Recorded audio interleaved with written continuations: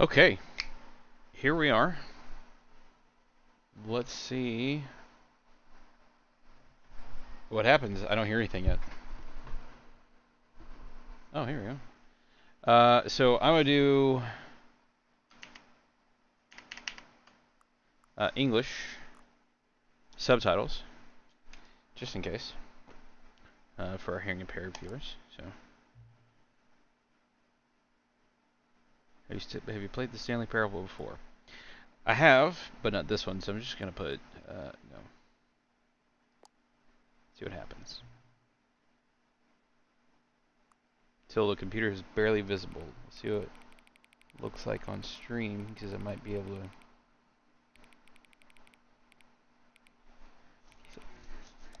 So it looks like it's gonna be, huh?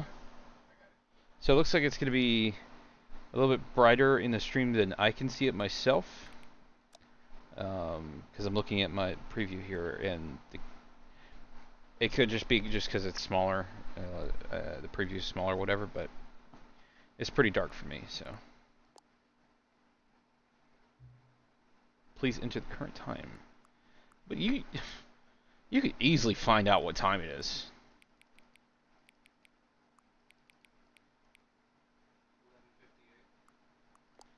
Oh, I put 10:58. Oh well.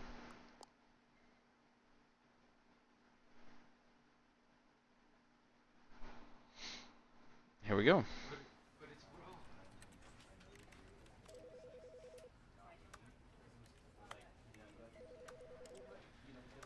Oh well. I fucked it up. Cool. Okay. Alright. Well, anyway. Here we go. Let's see here. Highest graphics setting. Borderless. Yep. Yep, that's high. Highest you can go. Alright. Here we go. The end is never. Well, well, well. How the turntables have...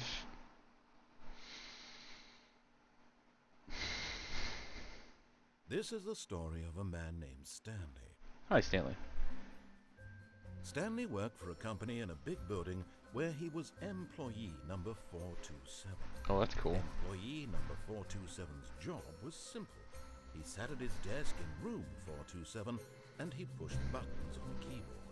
Orders came to him through a monitor on his desk, telling him what buttons to push, how long to push them, and in what order.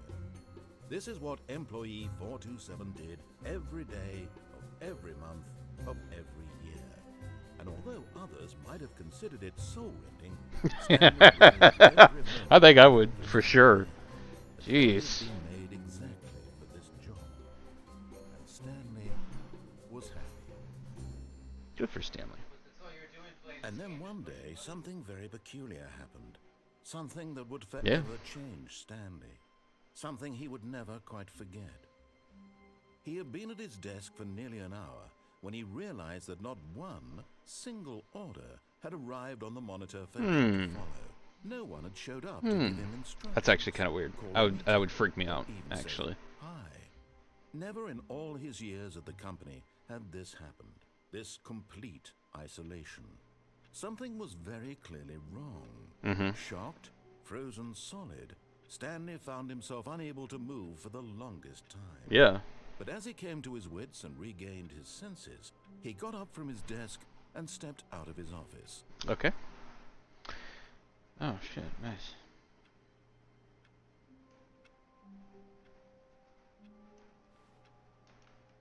The time's incorrect.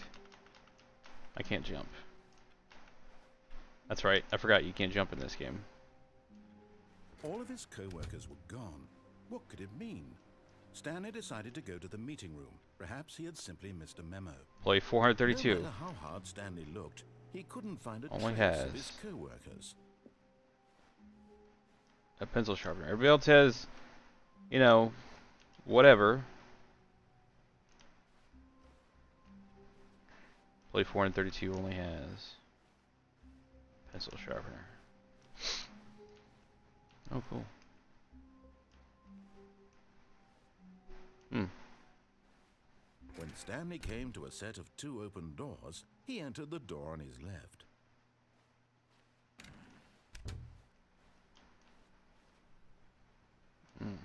Nice. Ooh, 412. Yet there was not a single person here either. What? It could be Feeling on. a wave of Don't disbelief, get fired. Stanley decided to go up to his boss's office, hoping he might find an answer there. Let it ball up inside you. Coming to a staircase, Stanley walked upstairs to his boss's office. That was lag. Okay.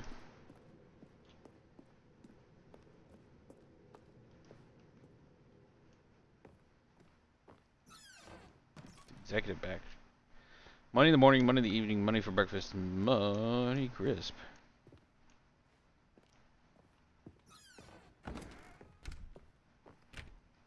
Those are locked. The beige pages. Not the yellow pages. Stepping into his manager's office, Stanley was once again stunned to discover not an indication of any human life.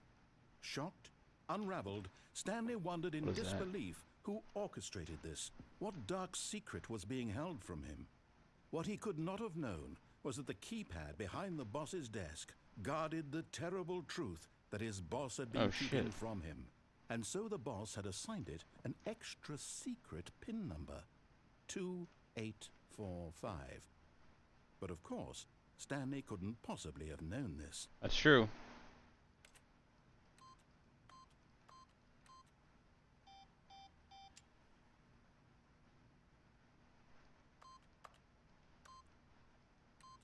Stanley just sat around twiddling his thumbs.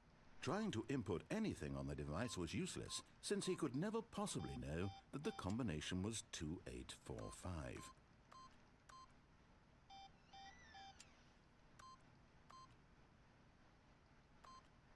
2845. He just goes right out and says it.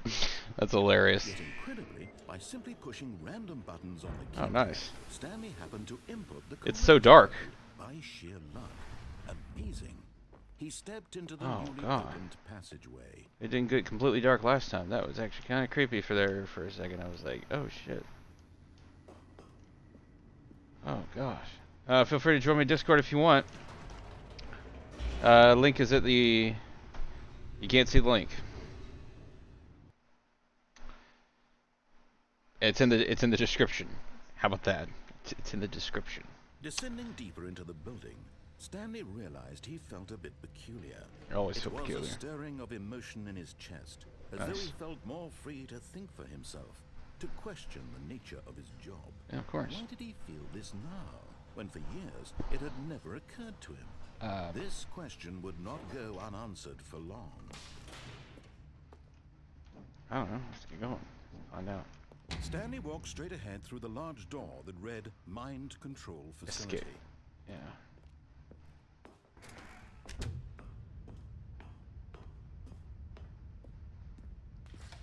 The lights rose on an enormous room packed with television screens. What horrible secret did this place hold? Stanley thought to himself. Did he have the Might actually be able to jump strength off find that. out? Why? Now the monitors jumped to life, their true nature revealed. Each bore the number of an employee in the building, Nice. Stanley's co-workers. The lives of so many individuals reduced to images on a screen, and Stanley, one of them, eternally monitored in this place where freedom meant nothing. 432 is at the bottom here. 432. Yep, just a pencil sharpener. That's. And apparently this employee just has nothing but filing about 447s. Filing cabinets. Huh.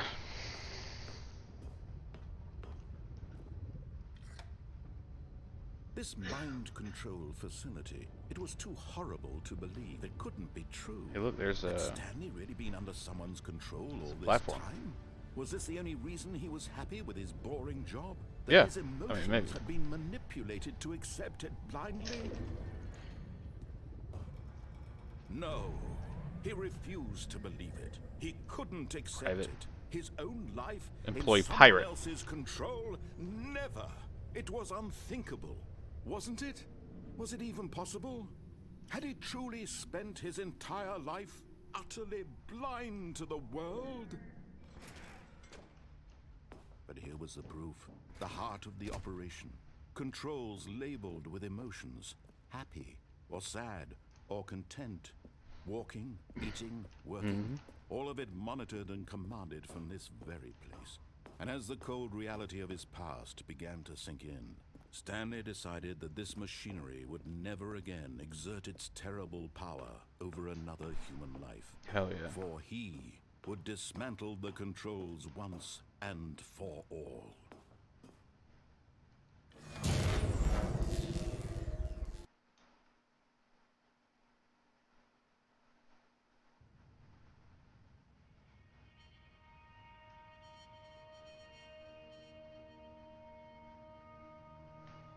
Blackness and a rising chill of uncertainty. Was it over? Yeah. Yes. He had won. He had defeated the machine. Unshackled himself pretty cool. from someone else's command. Screen's actually shaking. Freedom was mere moments away. And yet, even as the immense door slowly opened, Stanley reflected on how many puzzles still lay unsolved. Where had his co-workers gone? How had he been freed from the machine's grasp? What other mysteries did this strange building hold? But as sunlight streamed into the chamber, he realized none of this mattered to him. For it was not knowledge or even power that he had been seeking, but happiness. Perhaps his goal had not been to understand, but to let go. No longer would anyone tell him where to go, what to do, or how to feel. Whatever life he lives, it will be his. And that was all he needed to know. It was perhaps the only thing worth knowing. Stanley stepped through the open door. It seems weird that I would follow that command after you told me that I wouldn't follow anybody's command ever again. Right? Stanley felt the cool breeze upon his skin, the feeling of liberation, the immense possibility of the new path before him. This was exactly the way, right now, that things were meant to happen. And Stanley was happy. God, wish I was Stanley. Seriously. Alright. Oh, cool. Got an achievement. Beat the game. And another one. Achievement unlocked. Alright, back at the beginning. Let's do this. Alright.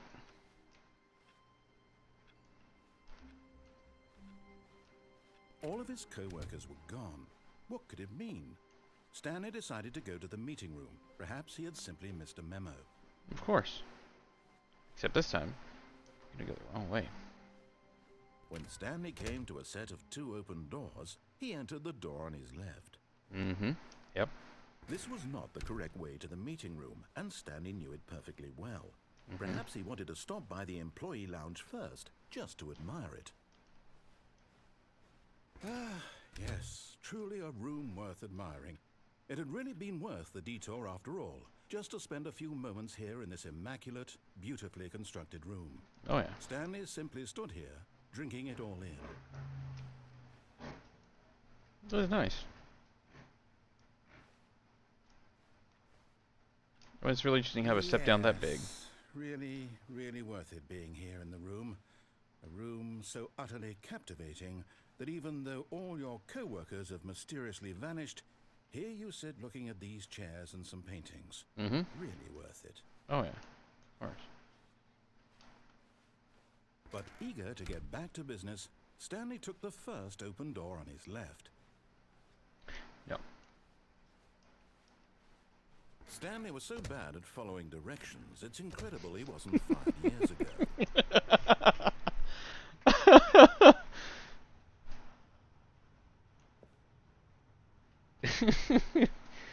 Penalty for misuse of cargo lift, $1,000. Do not jump from the cargo lift while it is in motion. It will cause death. Of course, if you manage to survive, you'll be fined $5,000. Yep. Look, Stanley, I think perhaps we've gotten off on the wrong foot here. Absolutely. I'm not your enemy, really. I know. I'm not either. I realize that investing your trust in someone else can be difficult, but the fact is that the story has been about nothing but you all this time. Okay. There's someone you've been neglecting, Stanley. Someone you've forgotten about. What? Really? I was in the middle of something. Do you have zero consideration for others? Are you that convinced that I want something bad to happen to you? Yeah. I don't know how to convince you of this, but I really do want to help you, to show you something beautiful. Look, let me prove it. Let me prove that I'm on your side. Give me a chance.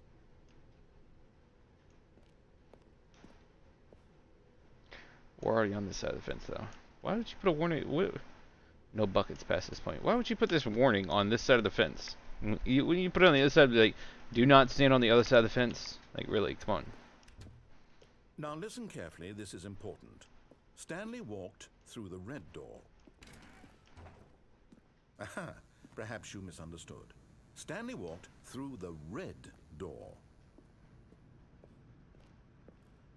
I still don't think we're communicating. Stanley walked Errors. through the red door. All right, fine, go ahead, Stanley. You want to know so badly what's out there? You want to find out what lies at the end of this road Heck yeah. you've chosen? Well, don't let me stop you. You see? There's nothing here. I haven't even finished building this section of the map because you were never supposed to be here in the first place. Broken rooms, exposed developer textures. Is this what you had wanted? Was it worth ruining the entire story I had written out specifically for you? Hell I yeah. don't think I put a lot of time into that, because I did. I mean, And you in the didn't end, finish, it was though. all for nothing, because this is what you wanted to see. Yeah. Help me here, Stanley. Help elucidate these strange and unknowable desires of yours. Oh, I've already What finished the would have game. made this game better? What did you want to see? Vehicles? Skill trees? Work For a start. with me, you've given me absolutely nothing so far. Tell you what, let me take a stab in the dark at a new design and you can give me some feedback. There we go. A third option. This already feels leaps ahead of where we were before. Go ahead, Stanley. Take it for a spin. Oh no, I'm still not following your directions there. Okay, I'm going to stop you there. Now, tell me about your experience with this new version. Would you say that the game benefited from allowing you more choices? Feel free to be honest. I'm looking for some real critical feedback here. Oh, of course. A 3. Really? Maybe next time we can get you to form an actual opinion. You know? Any level of critical I thought thinking that or was pretty engagement critical. with your I don't think it really surroundings. Does that changed sound much. good? Think we can do that? Yes? Wonderful. Here, based on the data from your previous playthrough, I've compiled a new version. And to be perfectly candid, I think I've knocked it out of the park with this one. Let's take a look. Okay. What happens if you go in the little left door now? I believe they both go to the same place.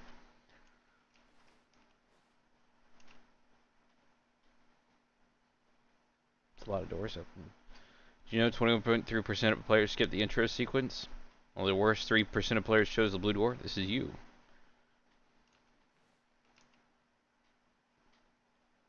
You are objectively ranked last.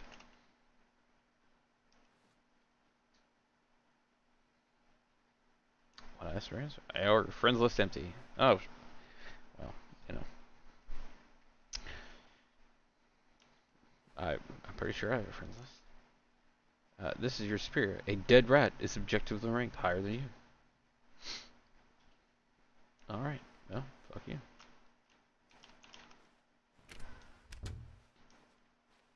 Now, would you say that competitive leaderboard helped you feel motivated to keep walking through doors? Again, honest answers, please. Hey, I nearly forgot. I've got a prototype of a new game I've been working on, and now would be a lovely opportunity to give it some playtesting. Okay. You wouldn't mind taking a look at it, would you? Perfect. Let me boot it up. In this game, the baby crawls left towards danger. You click the button to move him back to the right, and if he reaches the fire, you fail. It's a very meaningful game. All about the Okay. desperation and tedium of endlessly confronting the demands of family life. I think the art world will really take notice. But of course, the message of the game only becomes clear once you've been playing it for about 4 hours. So why don't you give it 4 hours of play to make sure it's effective? Be sure to keep notes on your experience.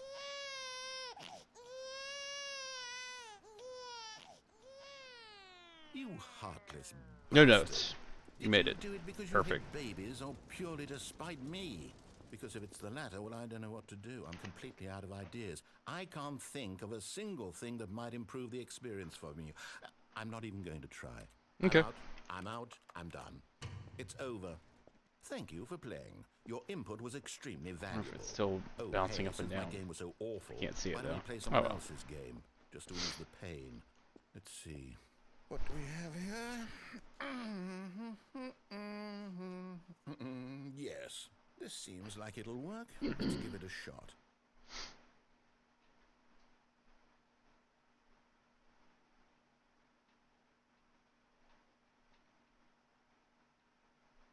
Whoop, it's taking a while.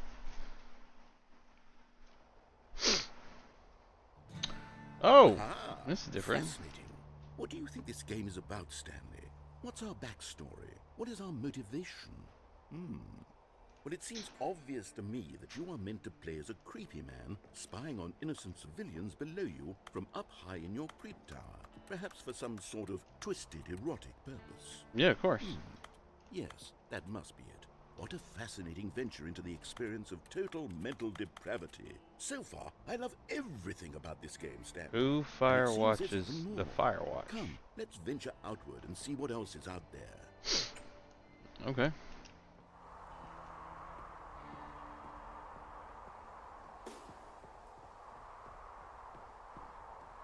You know, I actually played this game. It was pretty fun, as I recall. Oh no. No, it can't be. It is.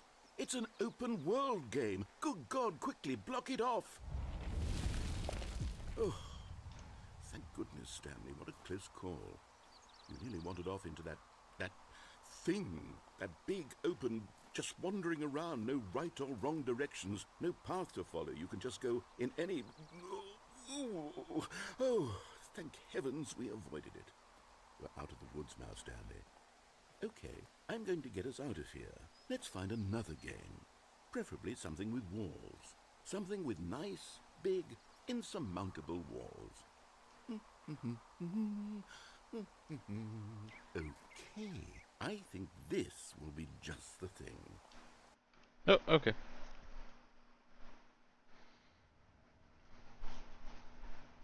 Wonderful. See, this is exactly what I had in mind. Just a nice big box for you to run around in. There isn't Oh, cool. any possibility that you could get lost here. Now this is game design. Stanley, if you manage to get lost in this game, I will be phenomenally impressed. Okay. So what exactly do we do here? Let's see. There are lots of cars here in the back, but obviously there's no racetrack. Okay, I'm seeing that there's a ball of some kind back here. Is this game sports ball? Stanley, I think it's sports ball. Oh, what fun. We shall run the bases and do a touchdown together? Yes, I think surely we must. Okay, Stanley, here's the ball. Have fun.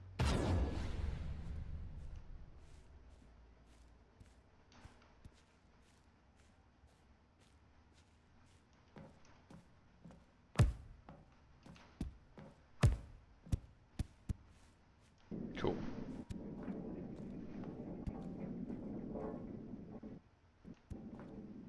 Are you doing it? Are you winning? Is this fun? Hold on. What are you doing?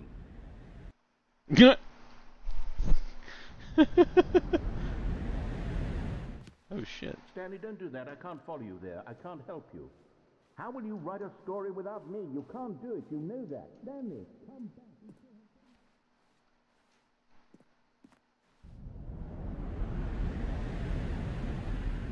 I have no idea what's going on right now.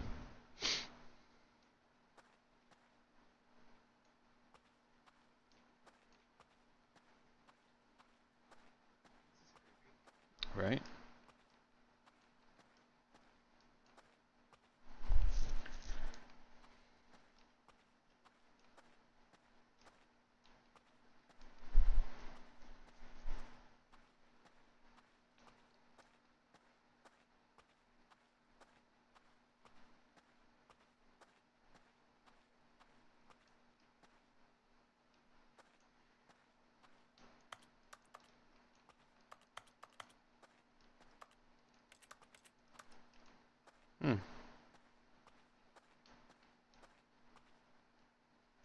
Okay. I wonder what he found. If what he wanted was to be the leading man in his own story, well, perhaps he's gotten it. Down in wherever he is right now. I wonder if he's happy with his choice, and if he's learned the heavy cost that comes with it. He'll understand soon what I was trying to tell him. He needs me. Someone who will wrap everything up at the end, to make sense out of the chaos and the fear and the confusion. Of course. That's who I am. That is what I mean to this world. Oh, yes. Yes, I'll be back. There's no other way. Once this ends, after it all comes to a close, then I'll be back. Okay. The end will be here soon. Very soon. Very soon. I can wait.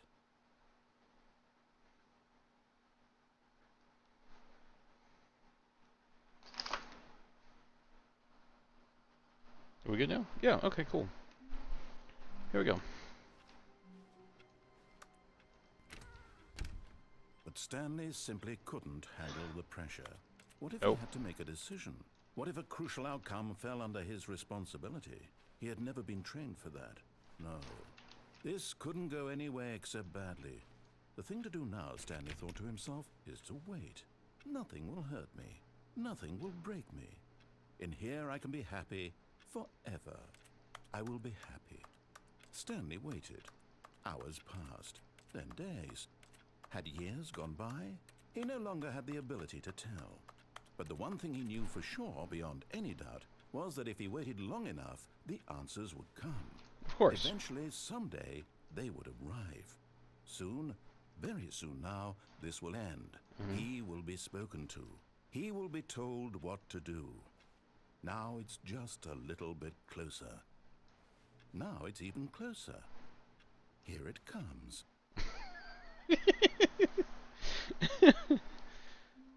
Okay. All of his co-workers were gone. What could it mean? Stanley decided to go to the meeting room. Perhaps he had simply missed a memo. Perhaps. Perhaps I'm not going to do that. When Stanley came to a set of two open doors, this was not the correct way to the meeting room, and Stanley knew it perfectly well. Perhaps he wanted to stop by the employee lounge first, just to admire it. Wow, yes, this room. But eager to get back to business, Stanley took the first open door on his left. Of course. And so he detoured through the maintenance section, walked straight ahead to the opposite door, and got back on track. No, I don't think so.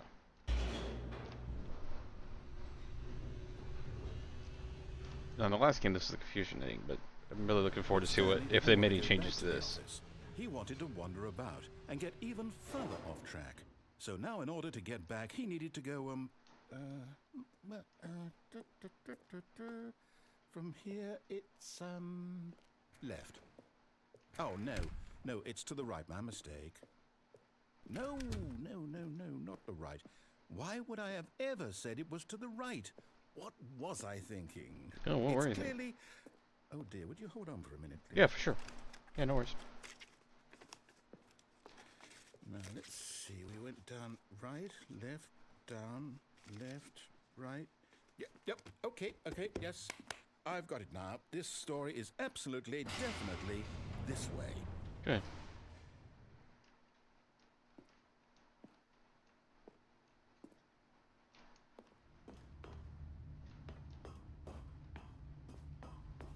Sweet.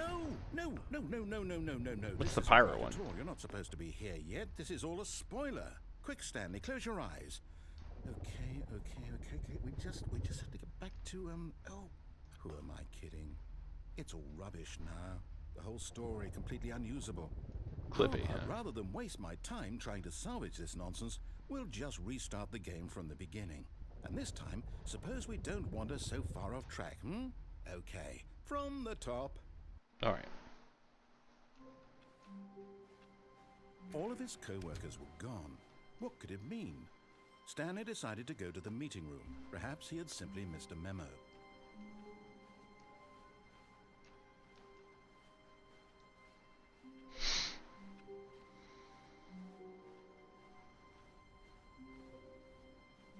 When Stanley...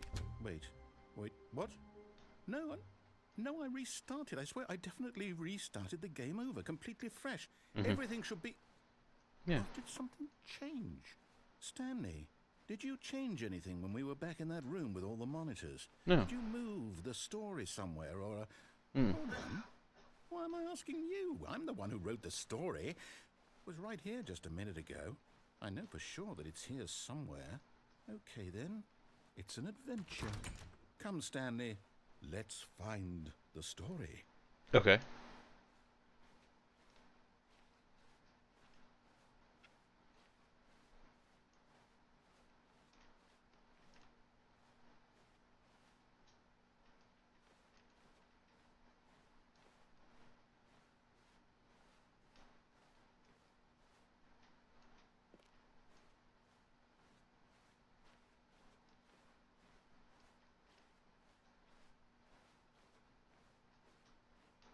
I'll say it. This is the worst adventure I've ever been on. I promise you, there definitely was a story here before. Do we need to restart the game again? Well, I find it unlikely that we'll ever progress by starting over and over again, but it's got to be better than this. Okay, let's give it a shot. Why not? Ooh, okay. All of his co-workers were gone. What could it mean? Stanley decided to go to the meeting room. Perhaps he had simply missed a memo.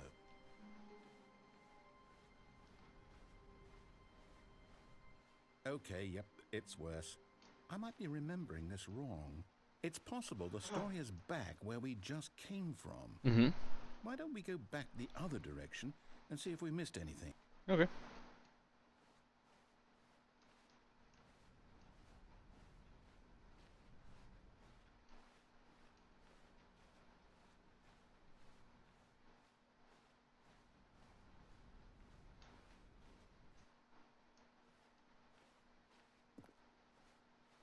Just in case it changed.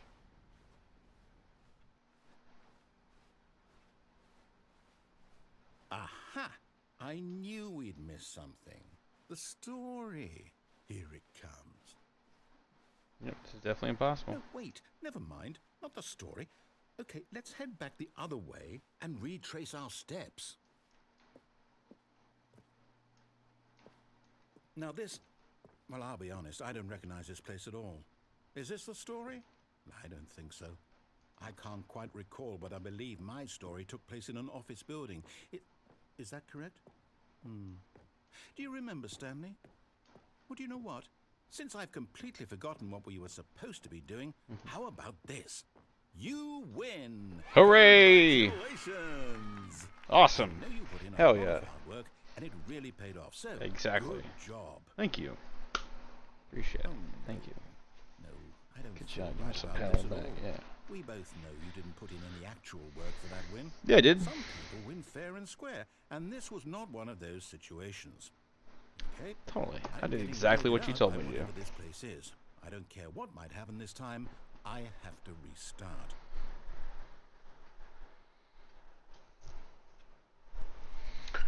All right. All right, I've got a solution. This time, to make sure we don't get lost, I've employed the help of the It's Stanley trademarked. Parable Adventure Line. Just follow the line. How simple is that? It's trademarked.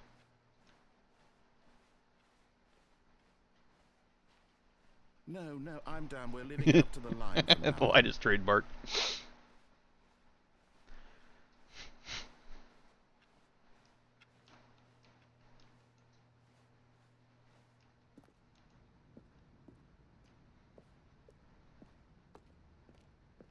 You see? The line knows where the story is. It's over in this direction. Onward, Stanley, to destiny. Though, here's a thought. Wouldn't wherever we end up be our destination, even if there's no story there? Or to put it another way, is the story of no destination still a story? Sure, it's just a very Simply by boring the one. act of moving forward, are we implying a journey such that a destination is inevitably conjured into being via the very manifestation of the nature of life itself? Whoa. Hang on. That got a bit weird back there. Well, I'd like to apologize. Not sure where I was going with all that. You know what? I think what we need right now is a bit of music to lighten the mood. Oh, hell yeah.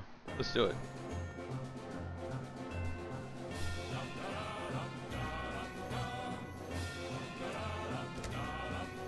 Corporate imbalances. Only 432 peer reviews. Only 432 peer reviews. Oh, I should go in there and read some of them. Maybe this is why he only has a pencil sharpener. Also, this all weighs impossibly long. You guys notice that?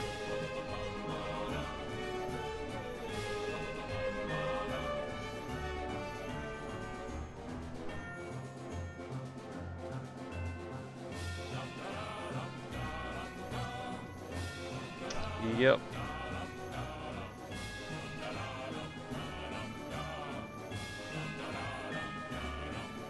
The illusion is broken. Damn.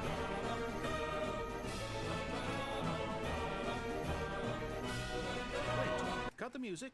Go back and look at that fern. Stanley, this fern will be very important later in the story. No. Make sure you study it closely and remember it carefully. Yeah. You won't want to miss anything. Okay. Wait, what? We're back at the office? No. Line, you do know we're looking for the Stanley Parable, right? The story? Is any of this ringing a bell? Still missing the doors. Did we make a mistake following the line? Perhaps we could have found the story on our own. Maybe. Let's keep following the line anyway. Oh, no, not again, Line. How could you have done this to us? And after we trusted you, What's after that pyro everything one? we've been through, you... Oh, I can't take this anymore. To hell with it. Restart. Ah, damn, I gotta find out what that pyro one is. You know what, Stanley? I say forget the adventure line. What's it Okay. ever done for us? I mean- We're intelligent people, right? Why Yeah. can't we make up our own story? Something exciting, daring, mysterious. Ooh, this all sounds perfectly doable. Why don't we simply start wandering in, well, I don't know. How about this direction? Sure, why not? Yeah, let's do it. Now, yes, this is exciting. Just me and Stanley forging a new path, a new story. This What it could impossible be. building. What do you want our story to be? Go wild. Use your imagination. Whatever it might be, Stanley, I'm ready for it. Oh, no, not you again. Stanley, I'd also like to veto the line from having any role in our awesome new story. No lines or monitor rooms. Just don't acknowledge it, and we should be fine. Okay.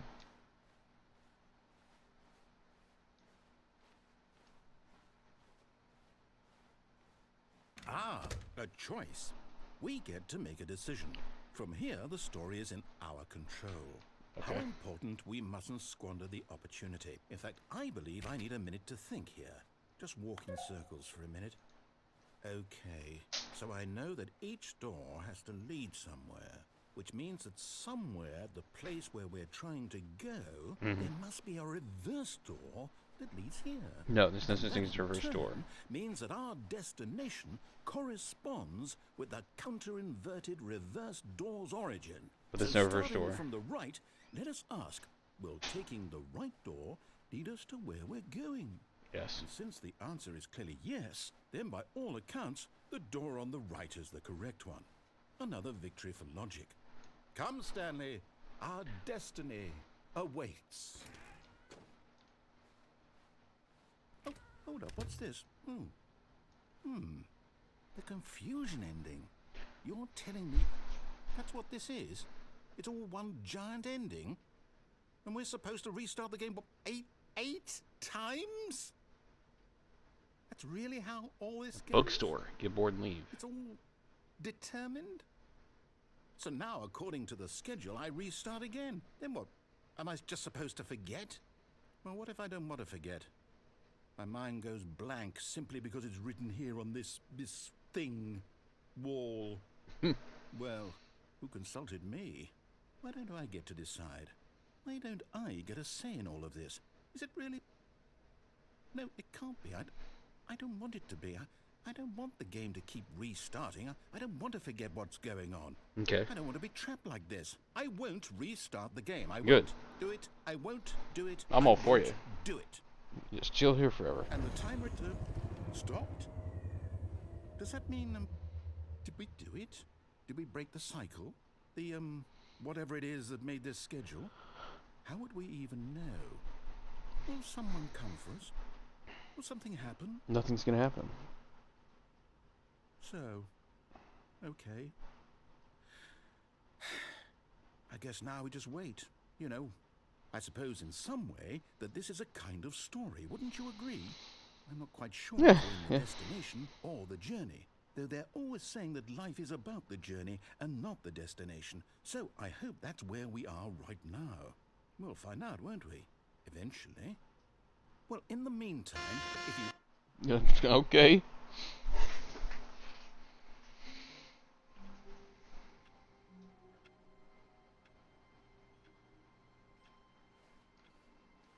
Someone was following Stanley. He was sure of it.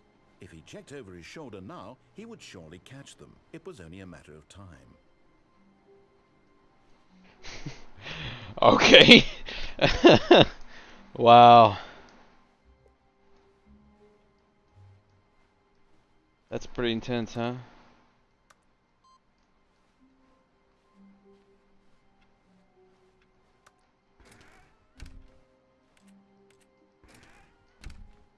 Oh, and I guess this is where Stanley felt he needed to be right now, in this little hallway. Here, with no distractions, to study room 417. Not to actually enter it. No, no, no, no. That would be far too forward. Stanley wanted to know it from the outside.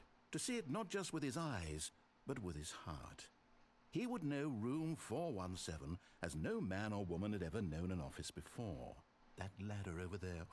Oh, and that little picture of a horizon or something.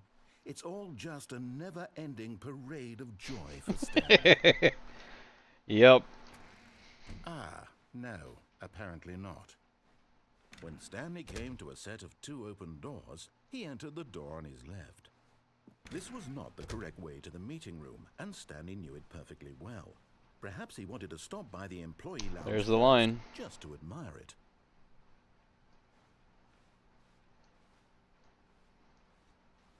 The lounge was sublime, a work of art. But eager to get back to business, Stanley took the first open door on his left. And so he detoured through the maintenance section, walked straight ahead to the opposite door, and got back on track. Yet there was not a single person here either. Feeling a wave of disbelief, Stanley decided to go up to his boss's office, hoping he might find an answer there. Broom closet. Stanley stepped into the broom closet, but there was nothing here, so Yep. he turned around and Nope. got back on track. Nope.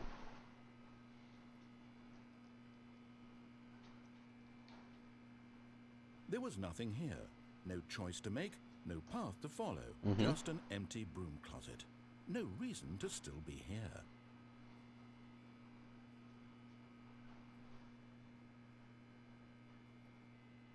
It was baffling that Stanley was still just sitting in the broom closet. He wasn't even doing anything. At least if there was something to interact with, he'd be justified in some way. Yeah. As it is, he's literally just standing there doing sweet FA. Absolutely.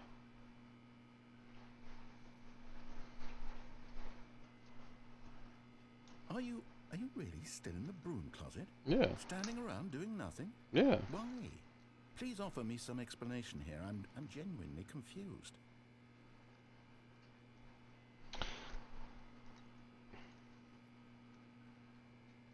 You do realize there's no choice or anything in here, right? If I'd said Stanley walked past the broom closet, at least you would have had a reason for exploring it to find out. But it didn't even occur to me because literally this closet is of absolutely no significance to the story whatsoever. Nice. I never would have thought to mention it.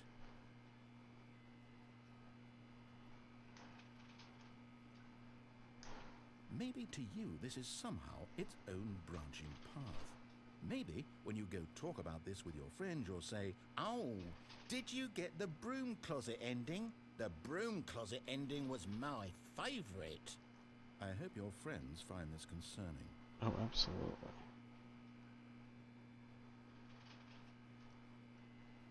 Stanley was fat and ugly, and he probably only got the job because of a family connection. That's how stupid he is. That or with drug money. Also, Stanley is addicted to drugs and hookers. Jeez. I think I pissed him off. Well, I've come to a very definite conclusion about what's going on right now. You're dead. You got to this How'd you room know? closet, explored it a bit, and were just about to leave because there's nothing here, when a physical malady of some sort shut down your central nervous system and you collapsed on the keyboard. Well, in a situation like this, Yep. the responsible thing is to alert someone nearby so as to ensure that your body is taken care of before it begins to decompose.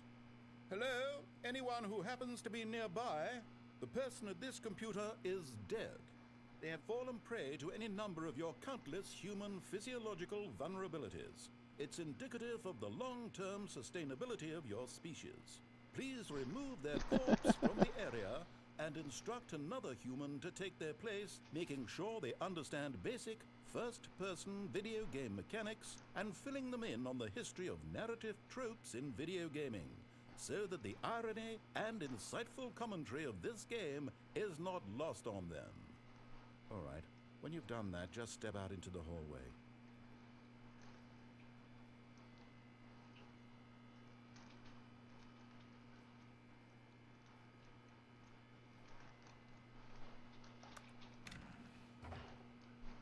Ah, second player. It's good to have you on board.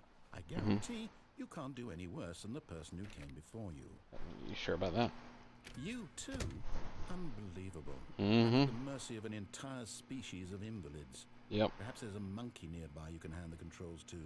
A fish? Fungus? Look, you can hammer out the details. I'm not particularly picky. I'll just be waiting for when you're ready to pick up the story again. Okay.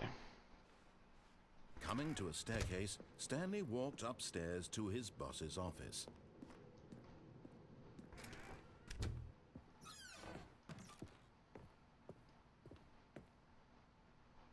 Business strategy.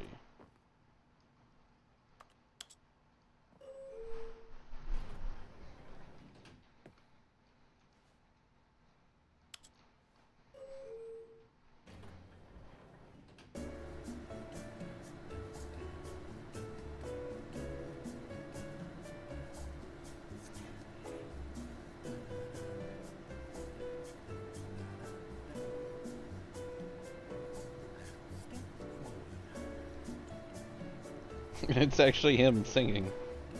That's pretty cool.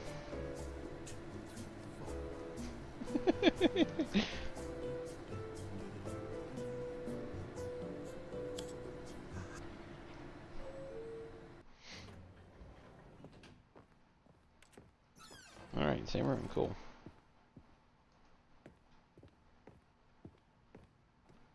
Stepping into his manager's office, Stanley was once again stunned to discover not an indication of any human life. Stanley was in such a rush to get through the story as quickly as possible, he didn't have a single minute to just let the narrator talk. That kind of anxiety isn't healthy, so he relaxed for a few moments with some calming New Age music. Ooh, calming New Age music.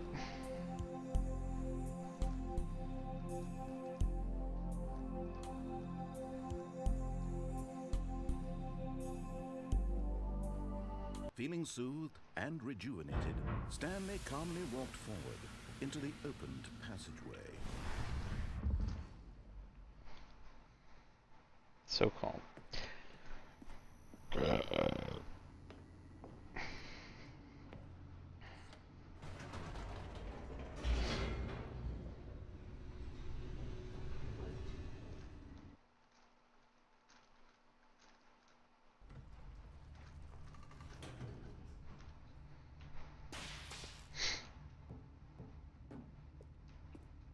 Stanley walked straight ahead through the large door that read Mind Control Facility. Although this passageway had the word escape written on it, the truth was that at the end of this hall, Stanley would meet his violent death. Damn. The door behind him was not shut. Stanley still had every opportunity to turn around and get back on track. We're just gonna go ahead and At go this point, way. Stanley was making a conscious, concerted effort to walk forward and willingly confront his death.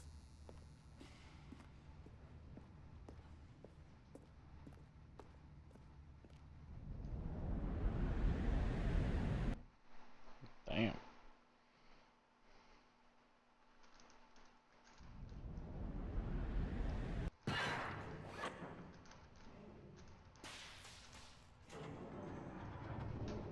As the machine whirred into motion There we go. and Stanley was inched closer and closer to his demise, he reflected that his life had been of no consequence whatsoever. For sure. Stanley can't see the bigger picture. He doesn't know the real story, trapped forever in his narrow vision of what this world is. Perhaps his death was of no great loss, like plucking the eyeballs from a blind man. So he resigned and willingly accepted this violent end to his brief and shallow life. Farewell, Stanley. Bye.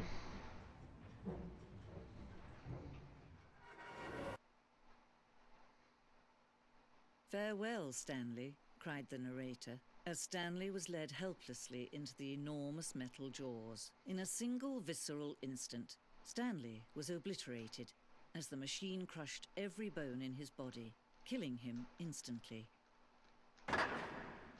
Okay, I guess we just fall down instead.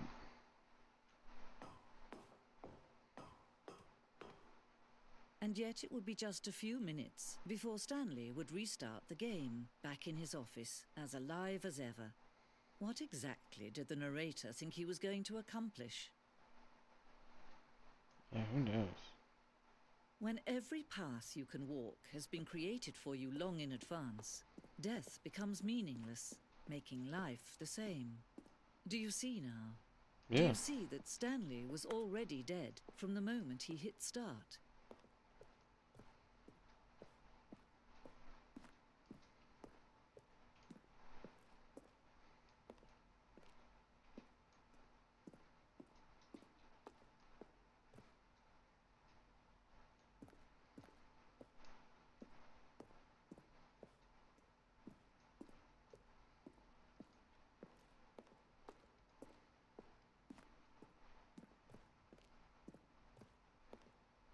The lounge.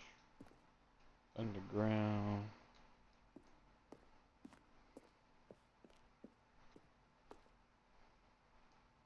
Now look closely, Stanley. See how it's impossible for the player to do anything in this room. Perfect example of poor level design, textbook mistake. It's the kind of thing you'd pick up on intuitively if you had even the most fundamental understanding of good and bad game design. But of course, Stanley, you being you'll probably spend the next hour trying to solve it. Here, I'm just going to make this easy on you. Stanley jumped in the river.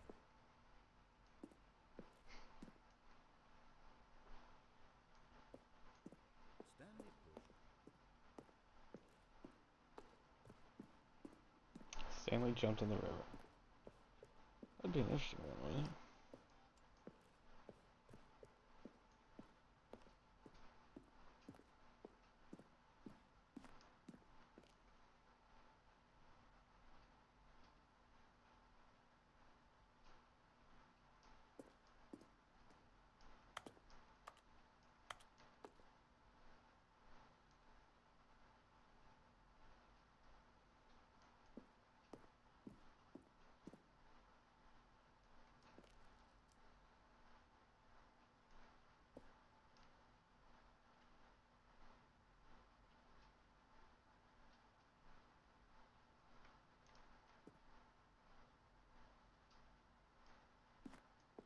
Hmm.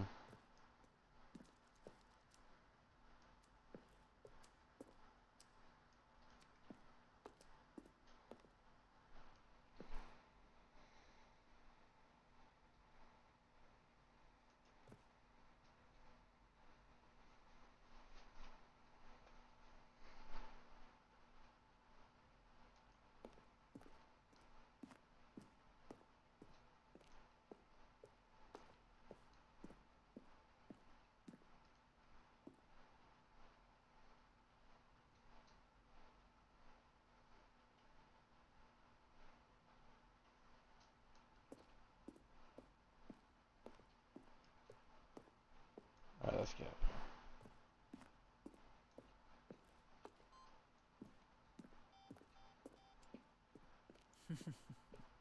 Oh, look at these two. How they wish to destroy one another. How they wish to control one another. How they both wish to be free.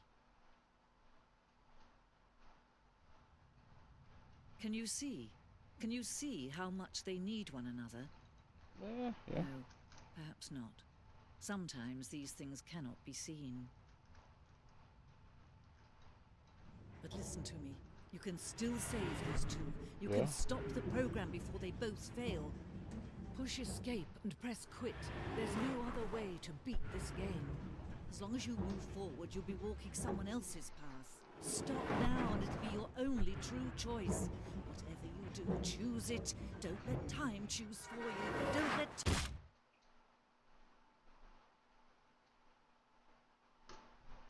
Cool.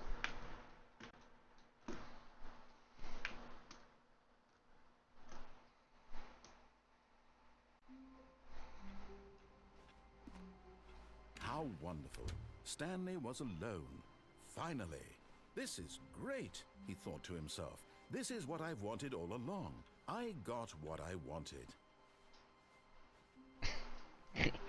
Okay. When Stanley came to a set of 2 open doors, he entered the door on his left.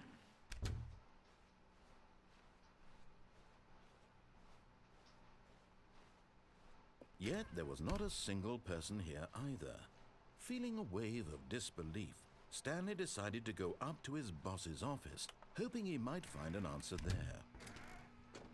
Oh no, not again. I won't be part of this. I'm not going to encourage you. I'm not going to say anything at all. I'm just going to be patient and wait for you to finish whatever it is you enjoy doing so much in this room. Please take your time.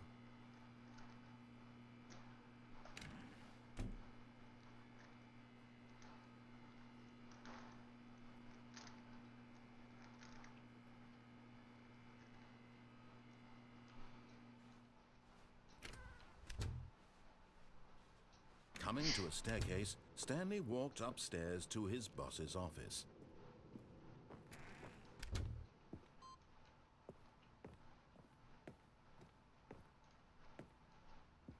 Okay, I think we all...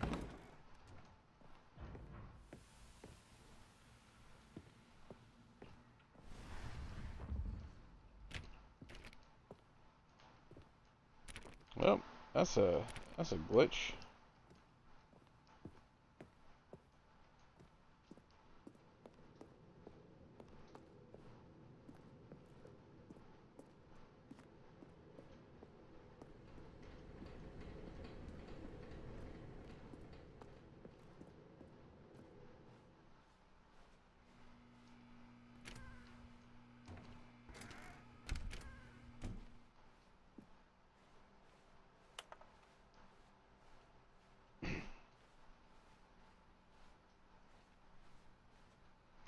I guess we're just going back the way we came.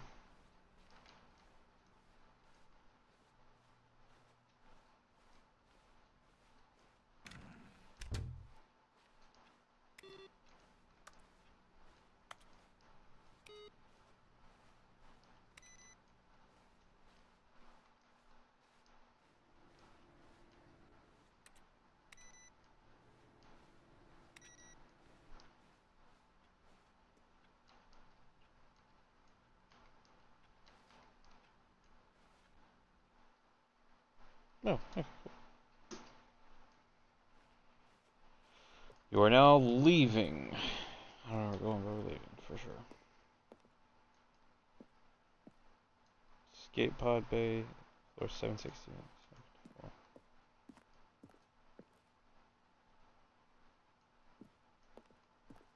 Cool.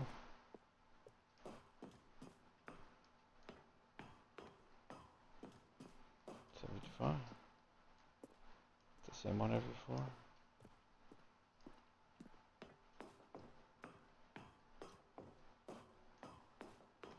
$756.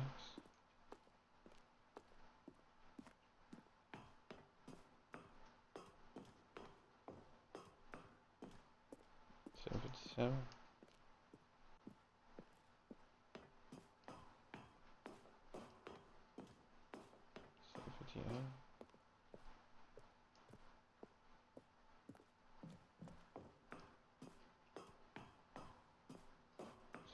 $7.69.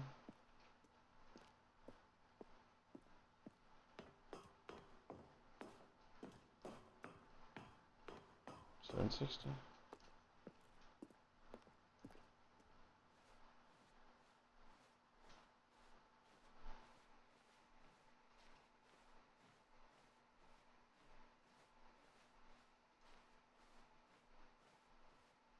Yep.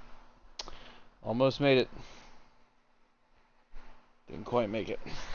Oh well.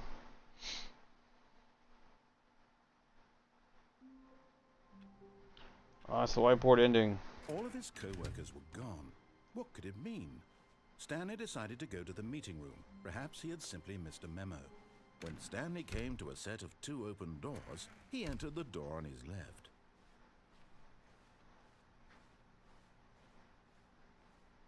Yet there was not a single person here either.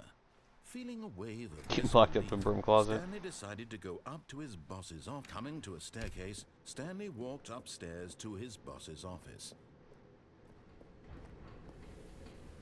But Stanley just couldn't do it. He considered the possibility of facing his boss, admitting he had left his post during work hours. He might be fired for that. And in such a competitive economy, why had he taken that risk? All because he believed everyone had vanished. His boss would think he was crazy. And then something occurred to Stanley. Maybe, he thought to himself, maybe I am crazy.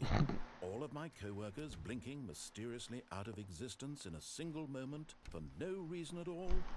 None of it made any logical sense. And as Stanley pondered this, he began to make other strange observations. For example, why couldn't he see his feet when he looked down? Why did doors close automatically behind him wherever he went? And for that matter, these rooms were starting to look pretty familiar. Were they simply repeating?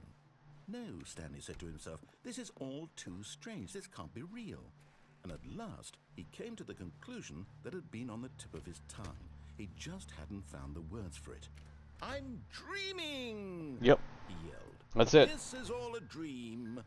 Oh, This is what we do in dreams. We walk through to have finally found an answer, an explanation. hallways and His co-workers weren't have doors actually shut behind us. He wasn't going to lose his job. He wasn't crazy after all. And he thought to himself, I suppose I'll wake up soon. I'll have to go back to my boring real-life job pushing buttons. I may as well enjoy this while I'm still lucid. Oh yeah. So, he imagined himself flying and began to gently float above the ground. Oh, that's cool. Then he imagined himself soaring through space on a magical starfield, and it too appeared. It was so much fun, and Stanley marveled that he had still not woken up. How was he remaining so lucid? And then perhaps the strangest question of them all entered Stanley's head. One he was amazed he hadn't asked himself sooner. Why is there a voice in my head dictating everything Right. that I'm doing and thinking? Now the voice was describing itself being considered by Stanley, who found it particularly strange. I'm dreaming about a voice describing me, thinking about how it's describing my thoughts, he thought. And while he That's a thought real it head all scratcher, very ain't it? odd and wondered if this voice spoke to all people in their dreams, the truth was that, of course, this was not a dream. How could it be? Was Stanley simply deceiving himself, believing that if he's asleep, he doesn't have to take responsibility for himself? Stanley is as awake right now as he's ever been in his life. Now, hearing the voice speak these words was quite a shock to Stanley. After all, he knew for certain, beyond a doubt, that this was in fact a dream. Did the voice not see him float and make the magical stars just a moment ago? Yeah. How else would the voice explain all that? This voice was a part of himself too. Surely, if he could just... He would prove it. He would prove that he was in control, that this was a dream. So he closed his eyes gently, and he invited himself to wake up.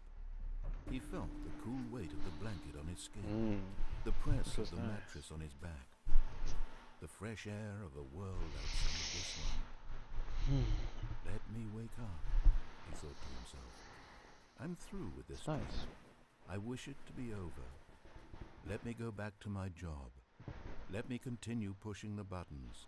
Yeah. Please, it's all I want. I want my apartment, and my wife, and my job, All I want is my life exactly the way it's always been. My life is normal. I am normal. Everything will be fine. It's good. It's good stuff. I am okay.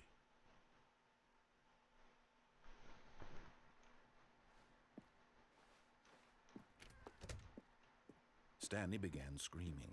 Please, someone, wake me up. My name is Stanley. I have a boss. I have an office. I am real. Please, just someone tell me I am real. I must be real. I must be. Can anyone hear my voice? Who am I? Who am I? And everything went black. I like how the door's shut. That was good. That was This is good. the story of a woman named Mariella. Mariella woke up on a day like any other. She arose, got dressed, gathered her belongings, and walked to her place of work.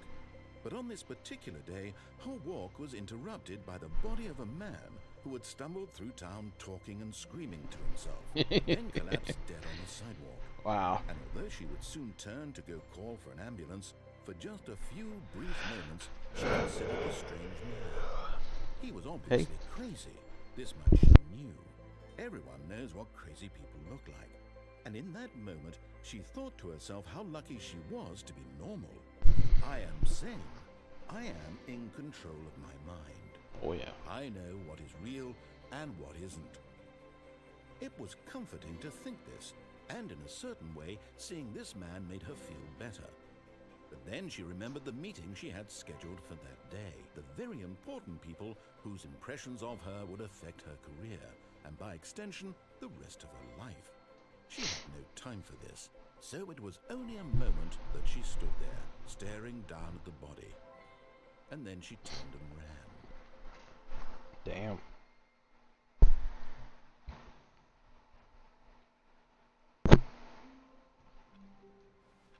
Damn. All of his co-workers were gone. What could it mean? Stanley decided to go to the meeting room. Perhaps he had simply missed a memo. Perhaps. Perhaps he had. No matter how hard Stanley looked, he couldn't find a trace of his co-workers.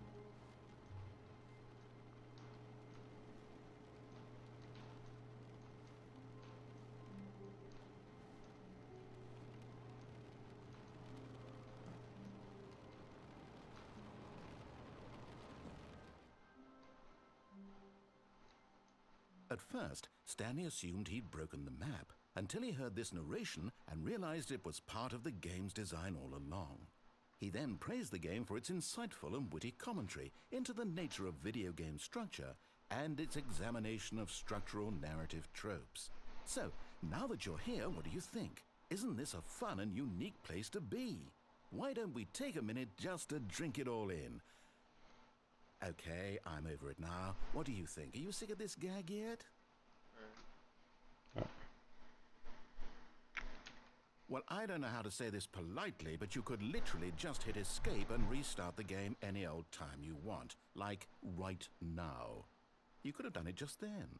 Now would also be an appropriate time to quit.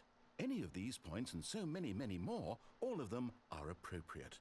I'm enjoying what seems to be an internal conflict going on where you are literally unable to act on your own desires to restart the game. So, just to push the envelope, I'm going to try and make this as miserable as possible and see how long you can maintain. Oh, hell yeah.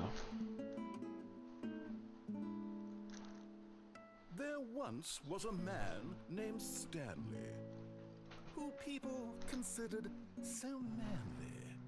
But the truth must be told, he was not very old and was quite particularly gangly. What Stanley liked most was buttons. He pushed them like some kind of glutton. He did it all day in a meaningful way, but his brain had long ceased to function. Which is why he is in this parable, and lives an existence quite terrible. And if you are not strong, and keep playing along, you too will become quite unbearable. You too will become quite unbearable.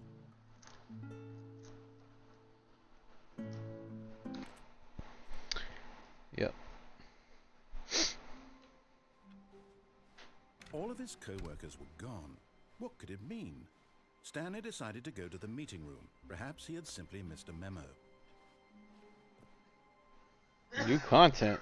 Oh, new content? What does that mean, new content?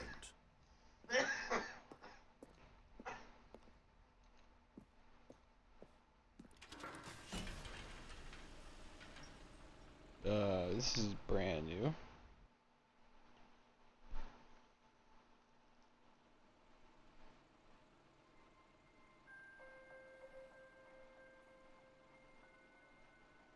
Hello, and thank you for playing the Stanley Parable Ultra Deluxe. As you may know, the Stanley Parable was a video game released in 2013 on home computers. After receiving critical and commercial success, it was expanded upon in 2022 with the Stanley Parable Ultra Deluxe, a reimagining of the game for consoles and home computers. The Stanley Parable Ultra Deluxe features exciting new content that broadens and expands the world of the Stanley Parable, delighting audiences the world over. Please, step inside and see what thrilling new adventures await in the Stanley Parable Ultra Deluxe. Oh, well, this sounds delightful. I'm very excited to see the thrilling new Ultra Deluxe content.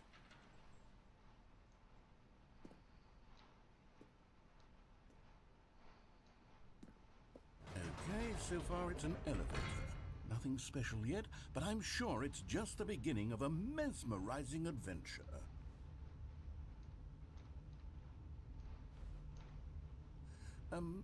Is it broken? What's going on here? Should we be moving somewhere or... oh, here we go. All right, finally, at long last, it's on to the new content. I've never been more ready. Let's do it. Right?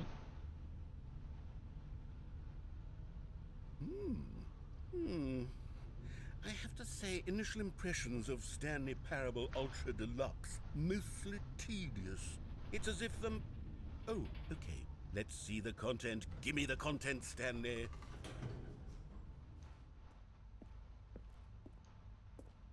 All right, let's see. It's the jump circle.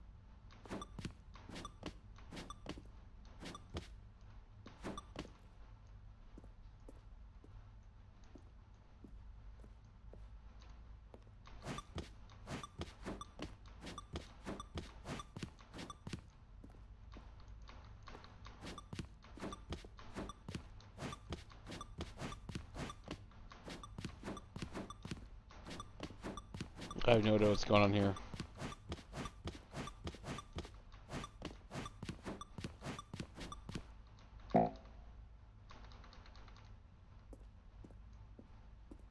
Okay, that was fun. Is that it? Surely that's not all the new content. There has to be something else, right? Goodness, another elevator. Stanley, I have to say, initial impressions of this game are not positive. It's just elevators and jumping.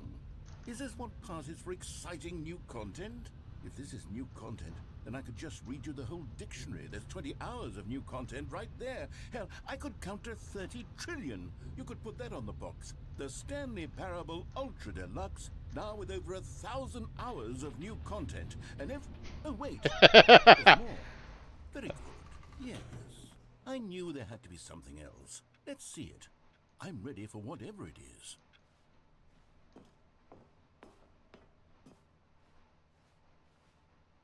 That's it? Oh, you've got to be kidding me. You see, Stanley?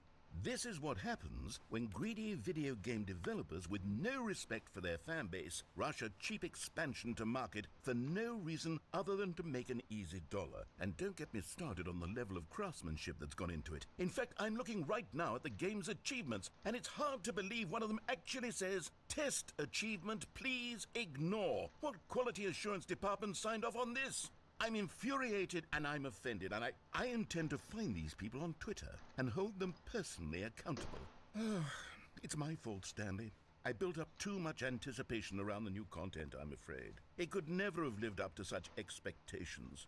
If you're still with me, why don't we just reset the game, and we'll try to get back to what the Stanley Parable is really about. No frills, no gimmicks. Just you and me having a great time together like always.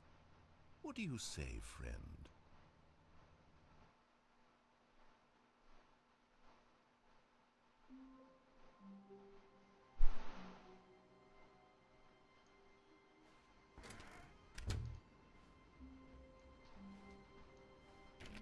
This is definitely new.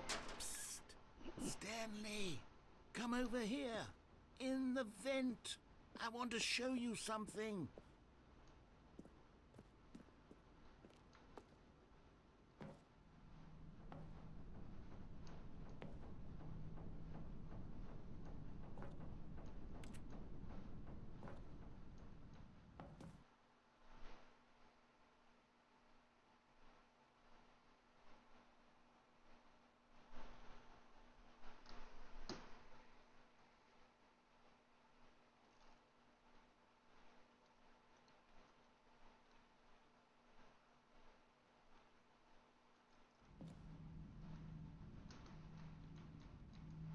Okay, you remember how cheap and unsatisfying the new Ultra Deluxe content turned out to be? Well, it got me thinking about the past, and how much better the Stanley Parable used to be. So I made something special, and tucked it away here where the game's developers won't find it. Just our little secret. Take a look.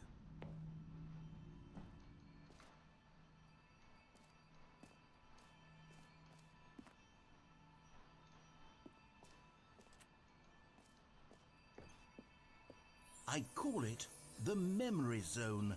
It's where I've been storing all my favorite memories so I can relive the peak experiences of my life whenever I want.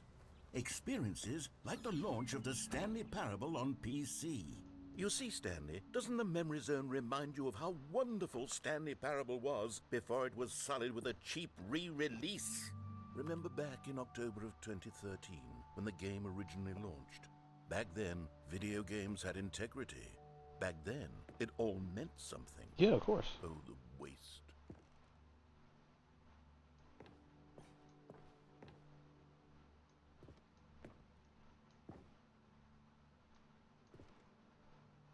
Nice.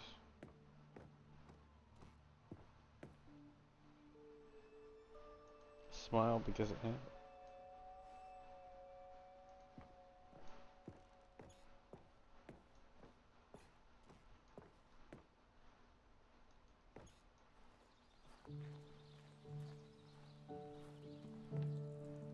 And over here is where I keep reviews of the Stanley Parable. Like this stunning triumph of games journalism, 10 out of 10 from Destructoid.com. James Stephanie Sterling writes, and I quote, "Where so many games that aspire to be more than games end up less than any form of art, Stanley Parable strives and then succeeds to be every game ever created." Did you hear that, Stanley? Every game ever created. That's how grand and all-encompassing the original Stanley Parable was. It was literally every game ever created. It was Skyrim, it was Persona 3, it was all of them, and now it's nothing. It's no games at all. It isn't even the Stanley Parable anymore. Damn. It's just a husk now. A lifeless husk with an hour of new elevator content.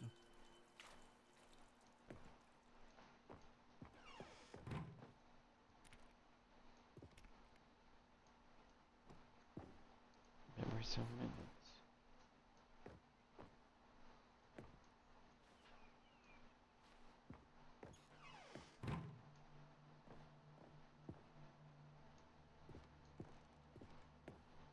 Here's another moving passage, this time from GameSpot.com. The Stanley Parable is both a richly stimulating commentary on the nature of choice in games, and one that offers some of the most enjoyable, surprising, and rewarding choices I've ever been confronted with in a game. 9 out of 10. Don't you get it, Stanley? The game was perfect. It didn't need anything else. It didn't need new content. Repeatable cover It just textures. needed to be left alone. to spend the rest of time collecting dust in the hallowed hall of beloved video game memories.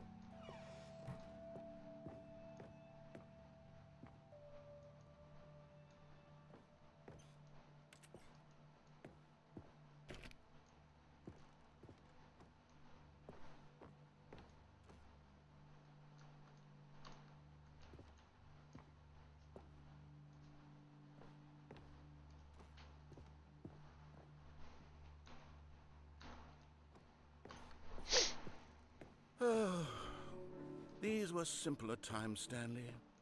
But I wouldn't give to go back, to have it all over again. Wait, hang on. I don't recall this part of the memory zone before.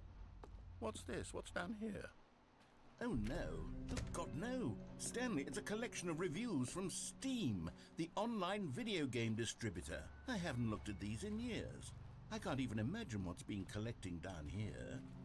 Surely these reviews were glowing as well, weren't they? So I know.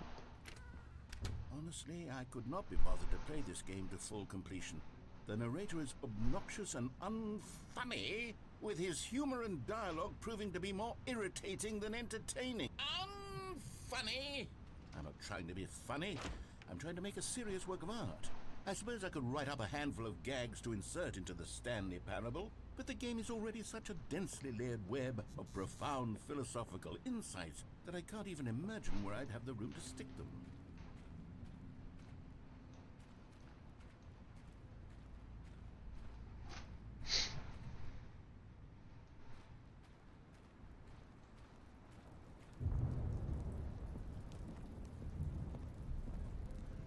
Okay, let's see what this one says.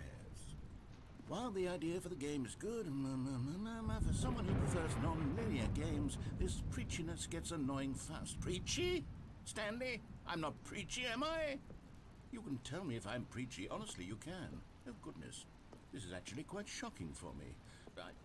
Well, to be honest, I had always thought of the game's dialogue as being rather terse to begin with.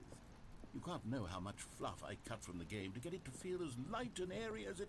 Well, I always thought it did. Okay. But maybe it wasn't. I mean, you know, not everybody's perfect. What an awful memory to have to hold on to. These black marks on my otherwise unimpeachable track record. I feel... I mean, it happens to the like best of us, you know.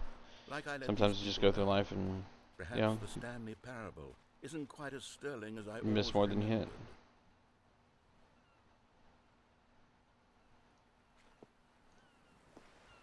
What's this one got to say?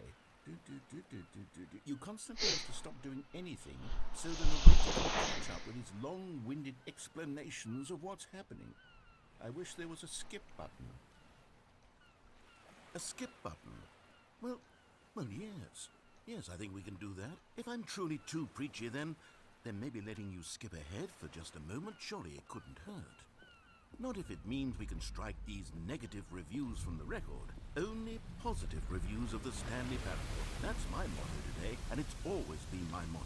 I'd do anything for the customer, Stanley. Yes, a skip button we shall have. And here it is. Go ahead and give it a shot. I'll pop you forward in time so that the second my incessant droning starts to bore you, with just the push of a button, you'll have zipped right past it. It's what the players have been asking for, and I'm very proud to have delivered. No more listening to me rambling on and on and on. No. The Stanley Parable is a game for the people, and if the people want silence, then by goodness, that's what they're going to get. Well, Yeah. don't sit around waiting for me to shut up. Go ahead and make me shut up. Here, we'll pretend that I've just begun an interminable monologue, and it goes something like this. The story, and the choices, or what have you, and therefore, by becoming it is, so on and so forth, until inevitably, we all until the end of time, at which time everything all at once, so, now you see, blah blah blah blah blah blah blah blah blah blah blah blah blah blah. We've eaten too much, and it can't be just yet, no, until 245. I'm having a stroke. The logic of elimination working backwards, the deduction therefore becomes impossible to manufacture. It went on for nearly 10,000 years, until just yesterday, here and there, forward and back, and never a moment before lunchtime. It can't be. It's the only thing there is. How many billions left until so much more than forever ago? Which is why I say, The story and the choices, or what have you, and therefore by becoming it is, so on and so forth, until inevitably we all until the end of time. Oh, you're back, you see. You were only frozen in time for a few minutes, but it was plenty of time for me to deliver a long, rambling monologue full of unnecessary verbal flourishes and lengthy ruminations on the nature of choice in video games. Of course, I happen to believe it was perhaps one of my more profound such ruminations. Not that, of course, you need a description of it, but if I had to describe it, I'd say it was perhaps less of a rumination and more of a treatise. Or maybe a manifesto. Look, I'll outline it for you very briefly, and you can tell me what you think.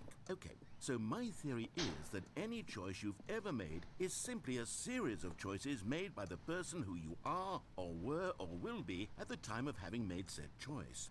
That is to say, if by articulating a choice you've already made, you bring that choice into being, then by making no choice and saying nothing, are you not simply erecting in the sanctuary of time a monument to every person you've ever been, making every choice to which you've ever given your great gift of mortal and yet timeless thought? Or rather, do all of the choices you've ever made, in fact, make you more not this kind of person, and in fact do the very opposite? You see, it could in fact be both of these things at once. That you are both making choices and not making choices, and that they are both affecting you and not affecting you at the same time by virtue of the fact that you both are and are not making them. Okay, at first, I was leaning towards manifesto, but now I'm going to circle around and slap a treatise label on this one. I think it has much more of a It's treatise gonna keep vibe. on going. But wouldn't you say that manifesto just has a much grander sort of tone? It has a mouthfeel that is rich with ambition and history. Ambitious history, if you will. See, now you've gotten me going back to manifesto. Heavens, at this rate, we're going to be here all day. Okay, look, I have a method for exactly this sort of situation, and I do find myself in this situation frequently. What do you do? I'm going to say each word back and forth in repeated succession until I become sick of one or the other, in which case the word I am not sick of shall be the victor. It is an unimpeachable strategy, Stanley. It's rescued me from disaster in countless situations. All right, here we go. Treatise, manifesto. Treatise, manifesto. Treatise, manifesto. Well there, sport. You really did catch me rambling on a bit, didn't you? But that's the power of the button. The minute I start to go off on a thoughtless display of self-absorption, it's right at your fingertips to go poof, and it's all over. Oh, I can't wait to see what Cookie 9 will say about this, and whether they'll edit the rating of their Steam review, or at least change some of the wording, perhaps. To be honest, I don't even know if one can change their review in the first place. I guess I should become better educated on exactly how Steam works. Perhaps that would have been the smart thing to check on before I went about this whole exercise of making the skip button. Although I have to imagine that after seeing this exciting new technology at work, surely whoever it is runs Steam will instantly run out and implement a new feature to make it possible to edit one's review, merely because of this very situation. Yes, I think that's quite likely. Or perhaps they'll simply grant this particular user the ability to change their review, so that the feature is not widely abused. Look, I would even be okay with Steam altering this particular review so that it reads as something more beneficial, something along the lines of, "This game is the best game." Let me start over. How about this? From the ashes of depravity rises the phoenix of quality. How else to describe the Stanley Parable Ultra Deluxe? Such a revolutionary step forward in the lineage of one of the most beloved video game properties of all time. Absolutely. The additions and changes made to this expansion will surely resonate in the annals of the history of all media ever made. It is perhaps true to say that no mistakes are forever etched in stone, for the stone into which the Stanley Parable was carved has itself been transmuted, offering a message of hope to those who have ever erred in their judgment. You are not beyond redemption. You may change, and you may become more, so much more than you were before. If there is any message to be taken from the Stanley Parable Ultra Deluxe, it is this. What a fortune, a privilege, a joy it is to have had such an experience. It leaves me hopeful that as a community, as a world, There is time for us to become our greatest selves, as great as we ever could dream of in our wildest, most ambitious visions for a brighter future. Wow. Now, Stanley, that's a review. I mean, it's quite a review. Perfect. It's perfect. not even related to the game It's the at a review certain I've point there. always dreamed of receiving. Well, I have to read it again. It's simply too wonderful.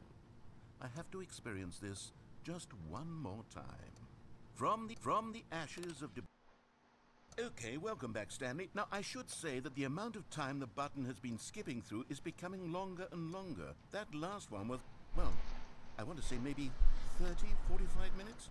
It's not unendurable by any means, but well, there's really only so much I can ramble on to myself about. I know, it's shocking, isn't it? But at any rate, I do suggest that we not press the button again. I think the skip button has been aptly demonstrated, and we can say goodbye to it and just... Wait. How do we get out of here? Where did the door go? Wasn't there a door that led into this room? I do feel quite certain that there was one here before. How else would we have gotten into the room in the first place? I don't think one can enter a room without a door of some sort, or a window or something like that. Do you see a window anywhere? A porthole? A sufficiently large crack in the wall? I'll take any of these. All I want is for us to move on and to please step away from the skip button to go anywhere other than the skip button. There was a door here before, wasn't there? I swear there was. Where did it go? Can you maybe just ram your way through a wall? Is there any possibility that you could, say, slam your body into the wall until enough damage is done for you to be able to leave? Please, I'll take any option at all. I'm asking you to work with me here. We need a door. We need a door of some kind. I can work with any kind of door as long as it can open and lead from one room to another. I'm going to step away for just a moment, and I'm going to try to find us a door. I don't know how exactly to remove a door and place it in a different wall, but I will find a way, I promise. You just need to not do anything. Don't press the skip button. Please, please, please do not press the skip button. Just wait here for me, and don't press the skip button. Got it? Yes, good. I'll be right back.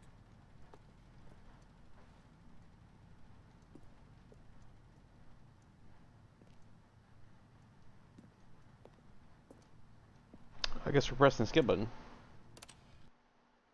Stanley, please don't push the button again. It's been 12 hours. You've just been frozen there. I don't know why the skips are getting longer, but they're really, truly getting longer, and my God, there's no way out of the room. Stanley, the door is gone. It's completely gone. I've looked at it from every angle. I've checked every one of those walls 1,000... Oh, Stanley, you're back. You're back. Oh, my goodness. I have someone to talk to again. Stanley, I think it's been a week. Or 2 weeks. I've been sitting here all that time. Just sitting here. Not a... Oh, hello. It's you. You're here again. Welcome.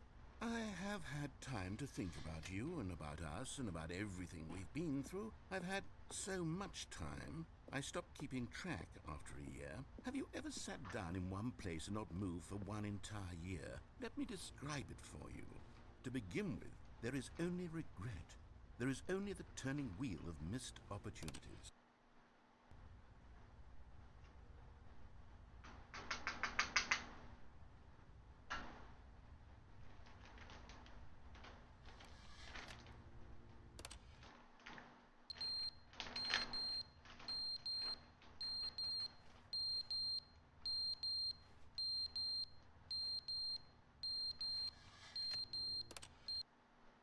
But they didn't understand the game was never meant to be funny. It was meant to have a point. It was meant to speak to the human condition. But where are the jokes? Where are the jokes? They bemoaned, they screamed, they gnashed their teeth and said, entertain us.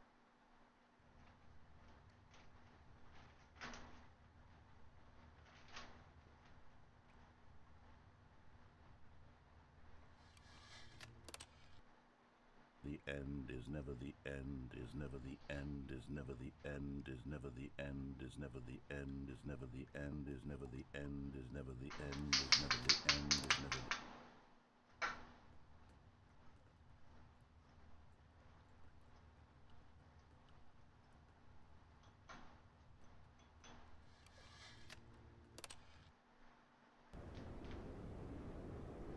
Damn.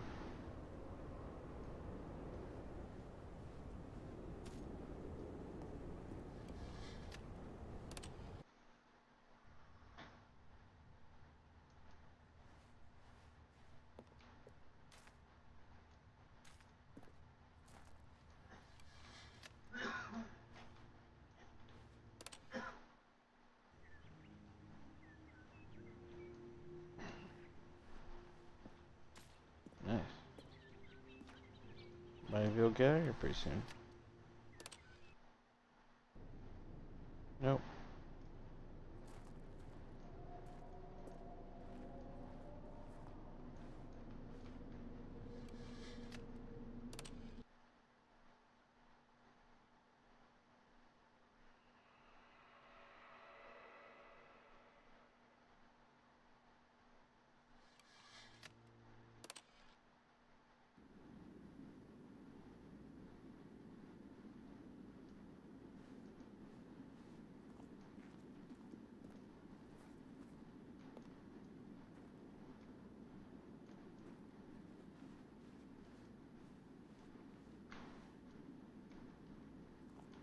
Well, looks like the skip button's not working anymore.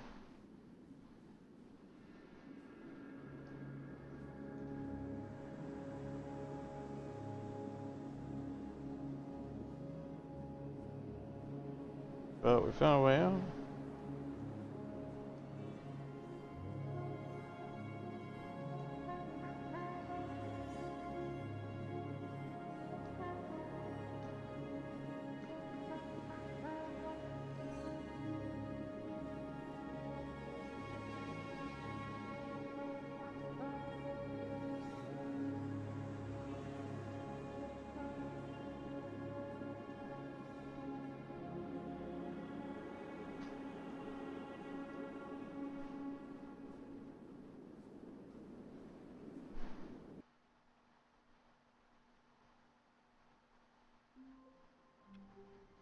Is that it?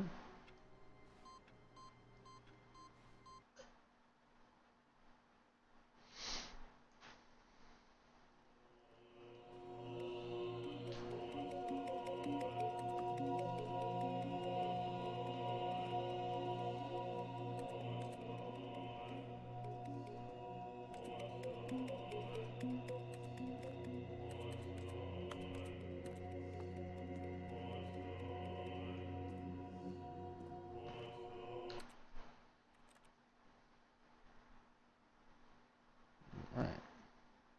See, I wonder if we can go back into new content, All of his right? co-workers were gone. And What could it then... mean? Stanley decided to go to the meeting room. Perhaps he had simply missed a memo. You go upstairs instead of downstairs. New content! Okay. Good. You notice my sign. Yes, I have something very exciting to show you.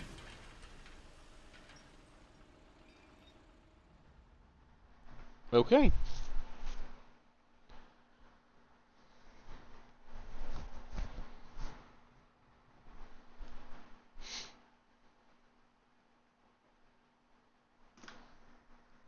It's been rather interesting. I'm gonna pause it real quick. I'm gonna take a quick bathroom break. I will be right back.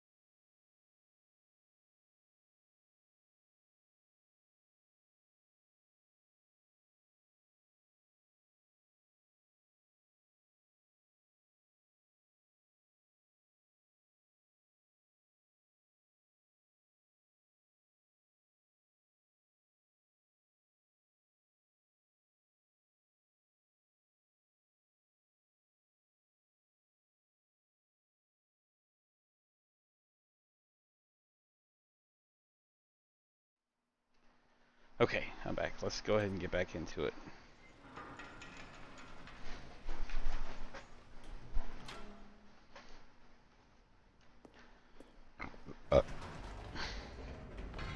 You see, Stanley, I've been reflecting on the Stanley Parable and about how roundly disappointing this Ultra Deluxe version has turned out to be. The original Stanley Parable was a landmark, and any new content for it should live up to that legacy. So forget this Ultra Deluxe nonsense. I say we take it one step even further. Which is why I'm very proud to announce for the first time ever, the Stanley Parable 2. Cool.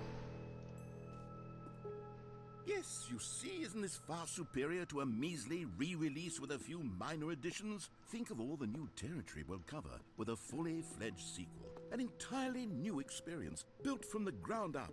Why, there are so many possibilities. It could go in so many different directions. This is what fans have truly been asking for. Okay. Calling it the Stanley Parable 2 is just so much catchier than Ultra Deluxe, don't you think? Ultra Deluxe? What does it even mean?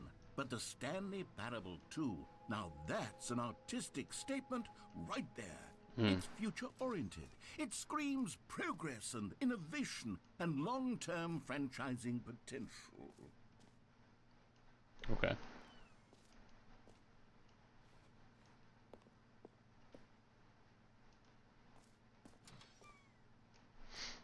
Now, to be clear, I haven't quite nailed down what exactly the Stanley Parable 2 is going to be, but let's take a look at some of the features I've been developing for it. I figure that if I can loosely organize a handful of interesting concepts, that surely the game will sort of naturally spring up around them. It'll all work itself out. Game development is much more of a fuzzy magic than anything scientific or logical, really.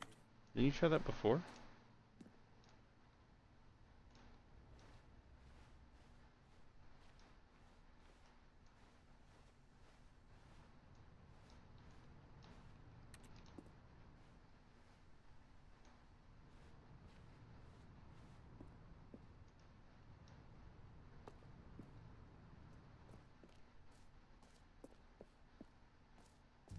Here we are. Go on, try out some of the new features.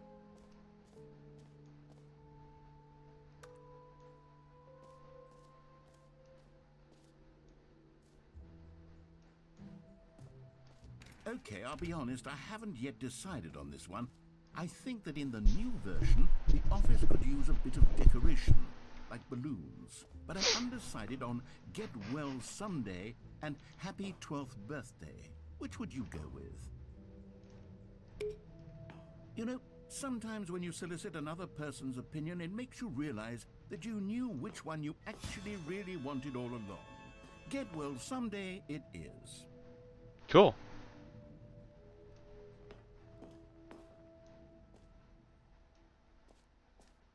Or actually, maybe I should have gone with...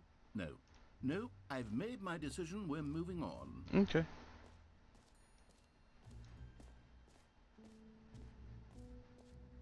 You know what? Let's bring the jump circle back for Stanley Parable 2 as well. It's a... Oh, wait. You already spent all your jumps the first time we saw the jump circle? Oh well. I suppose it can just be a nice decorative piece then. Huh. Okay.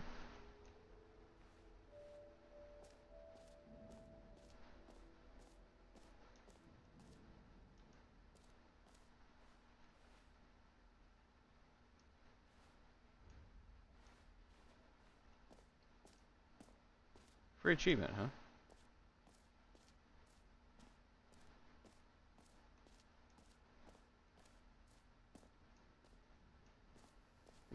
Get your free achievement. Now, here's something special. You remember that broken test achievement that got left in the game on accident? Well, I'm developing a technology to simply give you the achievement. Yes, you see, you'll come to this lever, and when you pull it, the achievement will be given to you. It's as simple as that.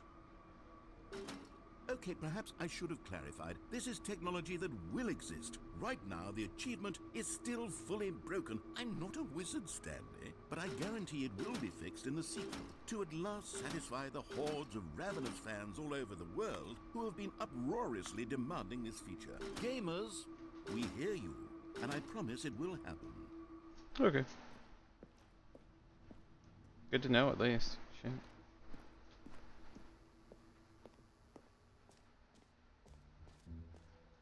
What else? What other exhibits haven't we seen yet?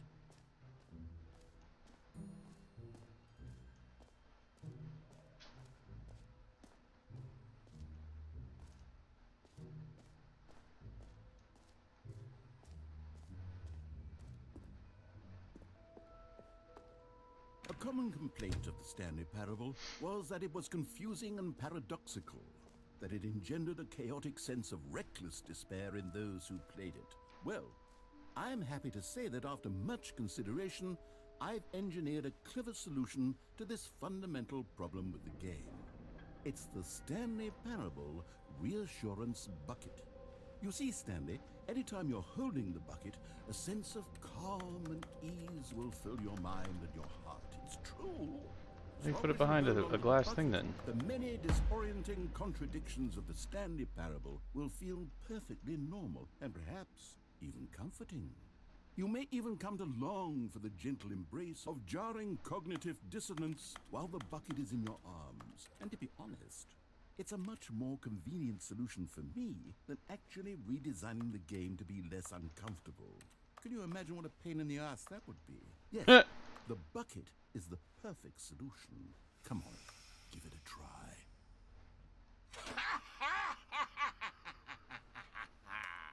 Can you feel it?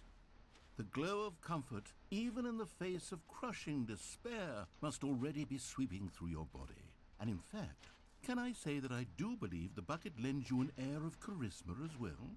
I think that just holding it has made you the slightest bit more attractive as a person. Oh, cool. The benefits of the bucket seem to go on and on, don't they? Yeah, All I'd say so. this and more await you in the Stanley Parable 2.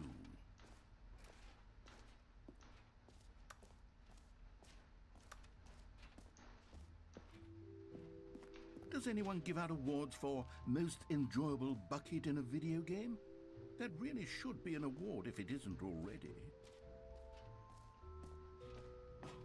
Come now, you've already made your choice. It's true that you chose badly, but we all have to move on from our mistakes.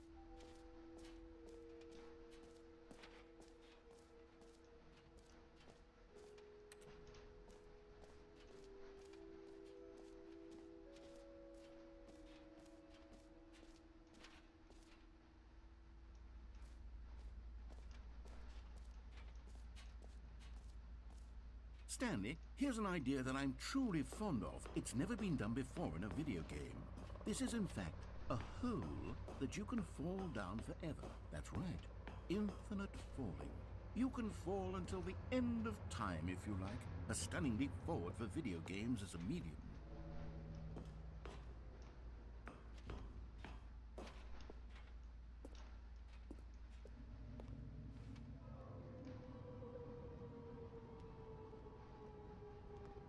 You see, isn't it wonderful?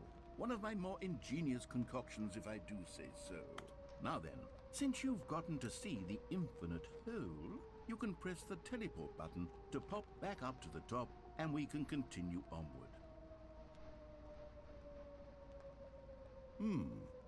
Now, I don't mean to be a bummer, but I do recommend you use the teleport button to go back to the top. Maybe do it on the sooner rather than later spectrum of things.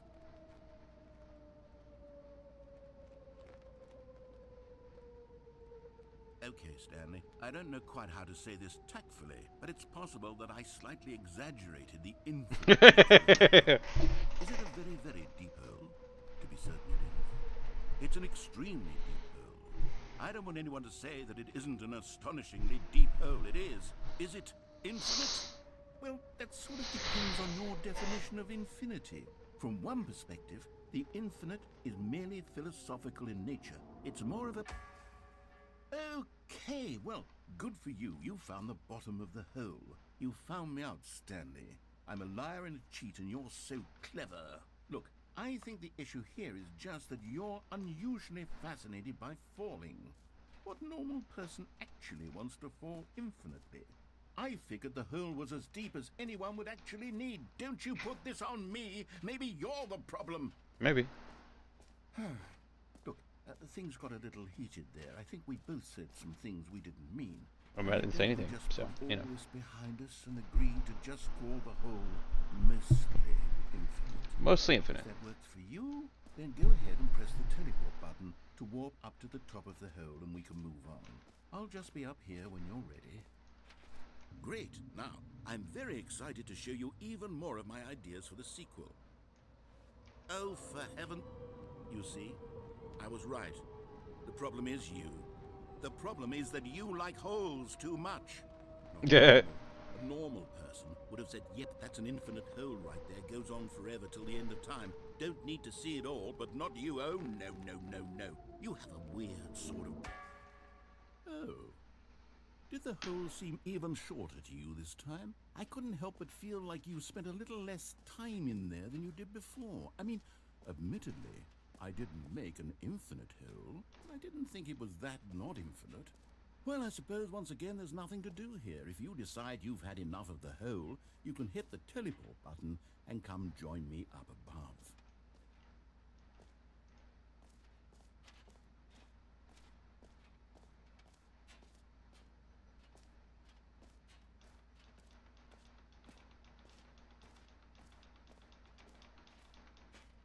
Had enough? I'm positively thrilled. I really do have so much more to show you and to talk about, and I've had enough of the hole for a lifetime. Gosh, how could I have guessed? You're back in the hole. If this starts to become a thing where... Wow, okay, yes. I'm starting to become extremely certain that the hole is not only not infinite, but that it's growing steadily less and less infinite. I suspect that I'm starting to hit the point where it's no longer feasible to call the hole infinitely deep, even by the lax overall standards for accountability in marketing. What's going on here? Stanley, I have no explanation for the uncertain nature of the hole's length. Here, let's try something. Let's pop back up to the top, and we'll see if it gets any shorter. Well, there it is. The shame of my... How is this still appealing to you? I know you're obsessed with holes, but at this depth, I just can't see this scratching the itch. Oh, who am I to judge? You just do whatever it is you're here to do and hit the teleport button when you're ready to move on. Is the, teleport button not working? You sure? Well, I mean, I really don't have an explanation. Still nothing? Well, I suppose there is one thing I can do to fix this. I'm out. Goodbye, Stanley. You couldn't bear to be away from the hole, and now you'll get more time with it than you could ever have asked for. It's a win for everyone. You get to be with the hole, I get to do literally anything else. Take care, Stanley. I hope you and the hole have a wonderful rest of eternity.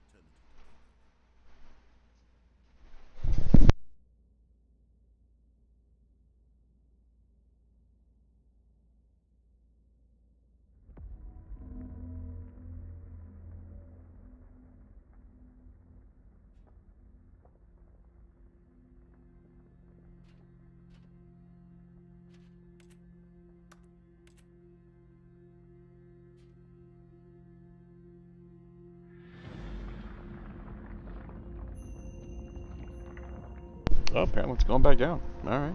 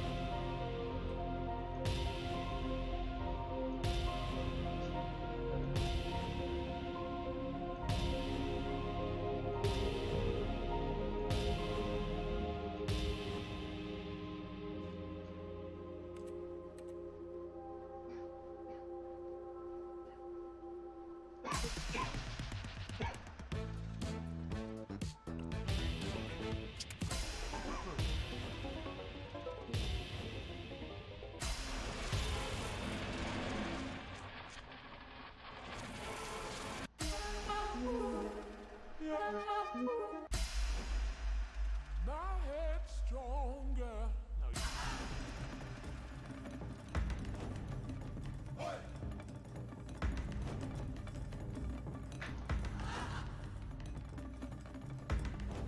Yeah, puppies.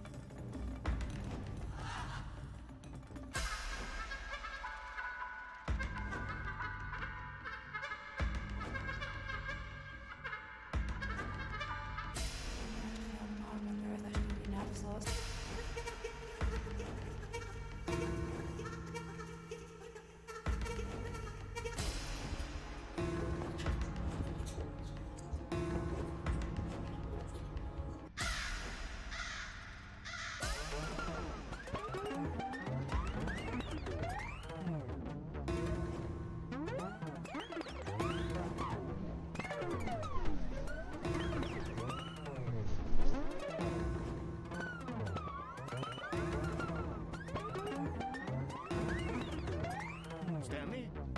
Stanley? Stanley! Oh, good, you're awake. It seems you had sort of dozed off there, drifting away. Okay. But we can't have that, Stanley, because this hole is just so darn fascinating that I want you to be wide awake for every second of it. You don't want to miss a single moment. So how about if I just pop in from time to time and wake you up to keep you really, truly focused on the hole? From the looks of things, you and I will have many, many years here in this hole, and I'm looking forward to all of them. Stay alert, Stanley. I'll be back. Toodle-pip.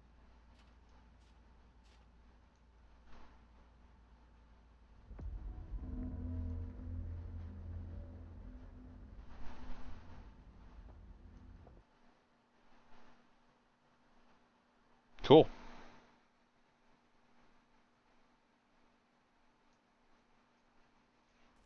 Here we are. Go on. Try out some of the new features.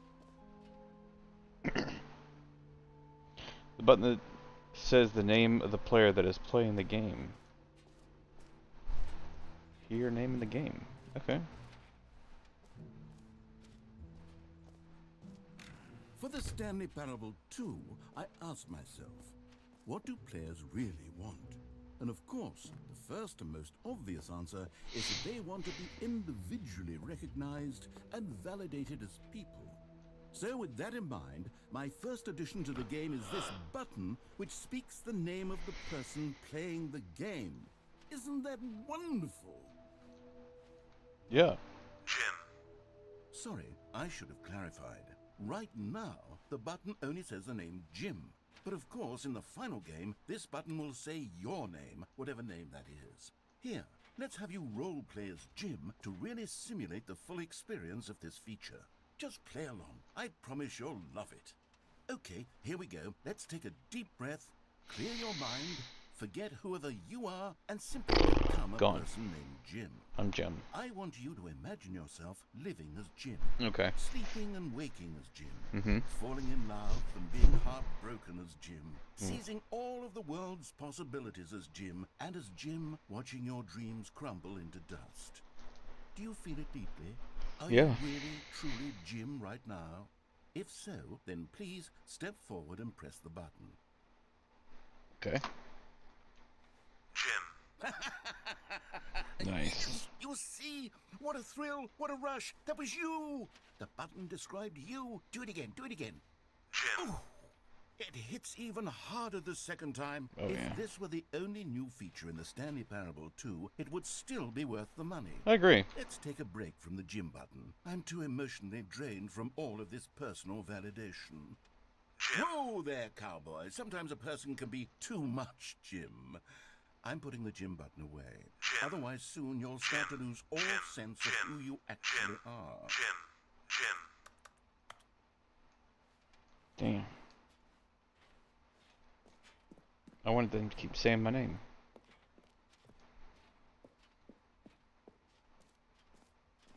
Oh well. I suppose I could allow only people named Jim to play the Stanley Parable too. That would actually save me the work of finishing this feature. I mean, I suppose, but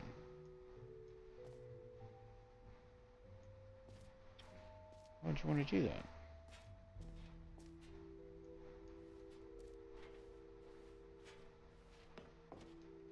An epilogue would be fun, wouldn't it, Stanley? I think so. Yes, it would go at the end of the, well, we'll figure that out later. I figure it'd probably go at the end of the story.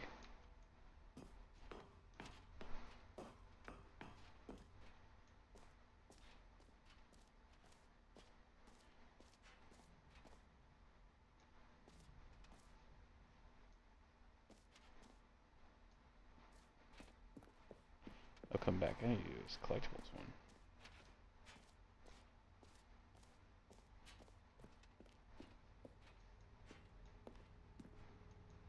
Collect them all. Ah, Collectibles. Now it's a real video game. In the Stanley Parable 2, you'll run around gathering up these miniature Stanley figurines. And what's truly innovative is that there will be no reward for collecting all of them. I don't want to stifle the intrinsic joy of watching a number go up. You Okay. simply collect all of them, and then you move the hell on with your unremarkable life.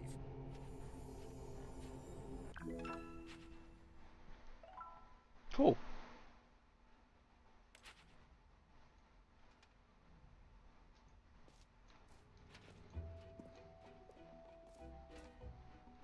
That doesn't go on. Okay.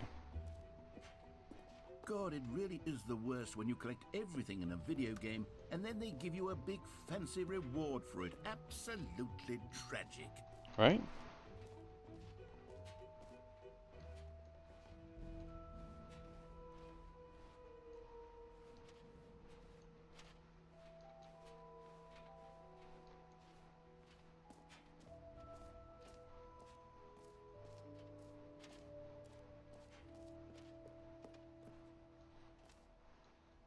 The settings a world champion.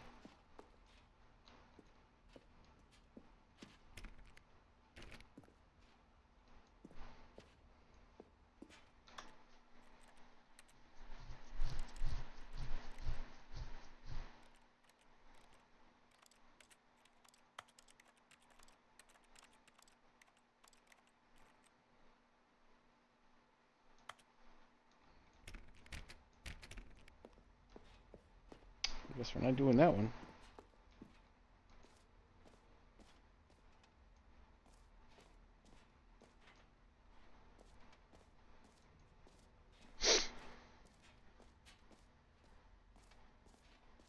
Mostly infinite hole.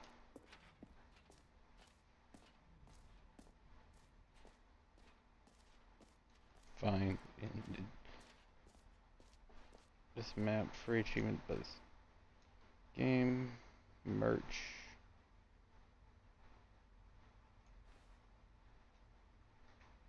Configurations, epilogue, collectibles, info, exit. Right. All that's left is the exit.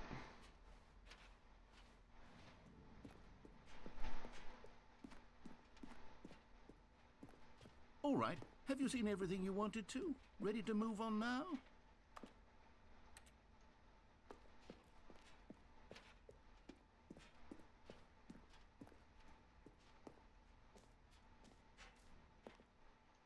So, Stanley, what do you think?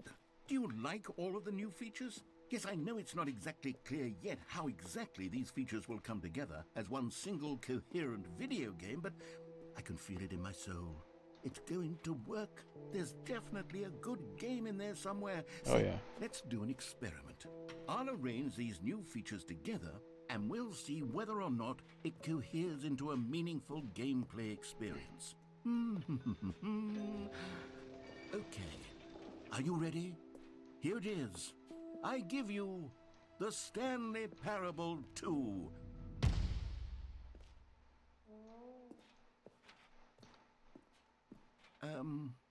Well, I mean, there's potential here, right? It's Yeah. sort of... Okay, never mind. Hold on. Let me do a different arrangement.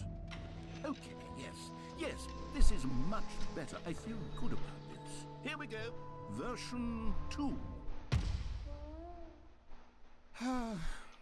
Who am I kidding, Stanley? This isn't a coherent video game at all. It's a Jump lot of circle. gags. And I do very much enjoy creating gags, but they don't add up to anything. I wanted more than anything to create a sequel that would capture all the magic of the first game. I wanted fans to love it. No matter how good these gags are, they won't stand on their own. Oh, yeah. They would need the structure and the gameplay of the original. Wait, maybe that's it. I can take the original Stanley Parable and simply, well, insert a few of my new features into it. Tastefully, of course. Of course. With respect. With care for the vision and integrity of the original game. Would it possibly work? I suppose it could. But it would need a really, really tremendous title screen. A title screen that says with bold and uncompromising conviction, "This is the Stanley Parable 2. Let me see if I can whip something up. All right, perfect. Go ahead. Take a look. See, I'm wondering if it just restarts here.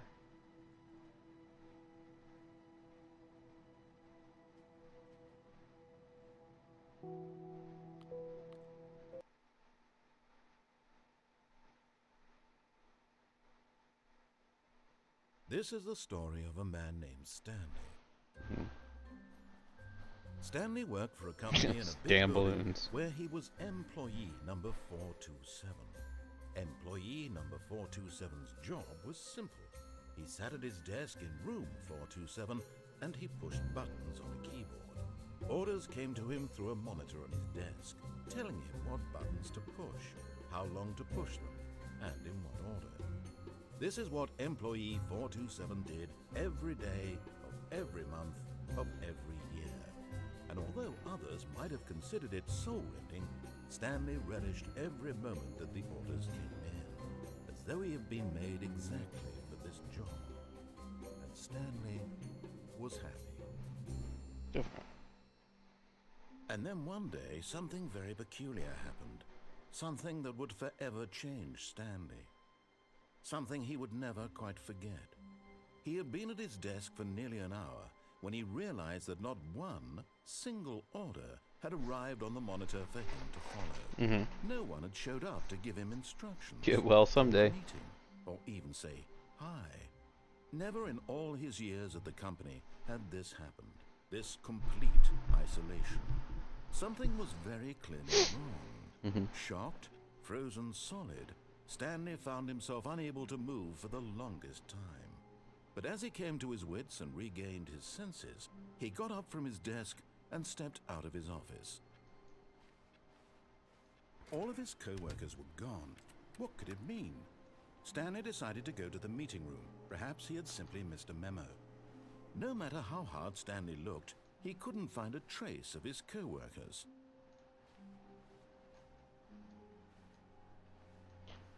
Ooh. Stanley picked up the bucket.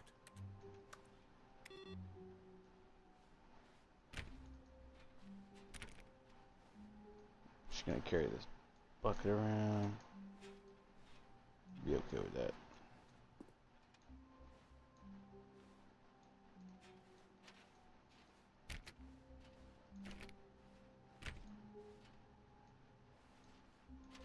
Stanley clutched the bucket tightly to his chest and entered the door on his left. This was not the correct way to the meeting room, but Stanley had felt the bucket calling to him, telling him that the employee lounge was simply the place to be. And here it was. Had the bucket turned out to be correct? Was this better than the meeting room?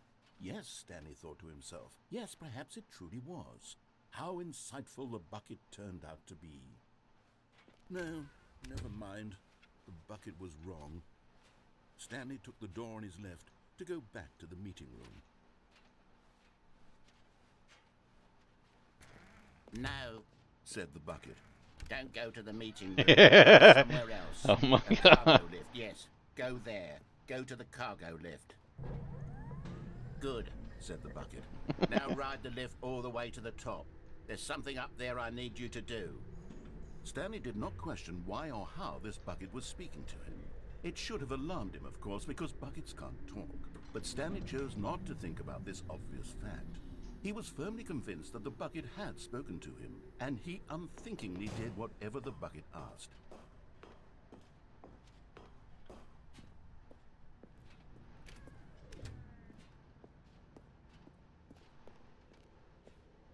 No, stop.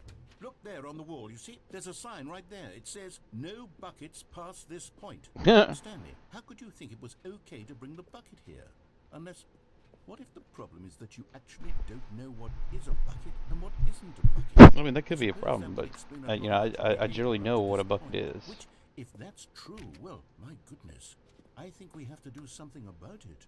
This misunderstanding could have dire consequences on the entire rest of the game if not addressed quickly and properly. So much of the impact of the story is dependent on your understanding of what is and isn't a bucket. Please, step in here for a moment.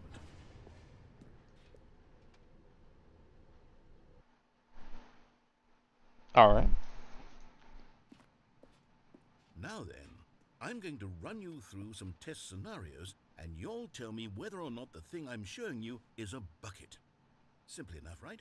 This should tell us everything we'll ever need to know about what is or is not a bucket. Okay, let's begin.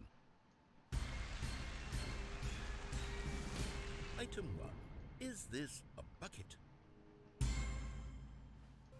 Incorrect. It is a hologram of a bucket, not an actual bucket.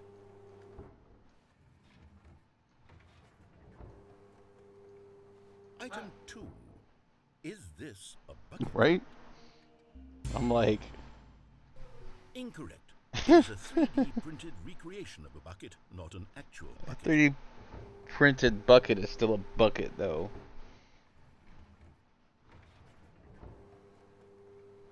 Item 3. Is this a bucket? Correct. This is a bucket.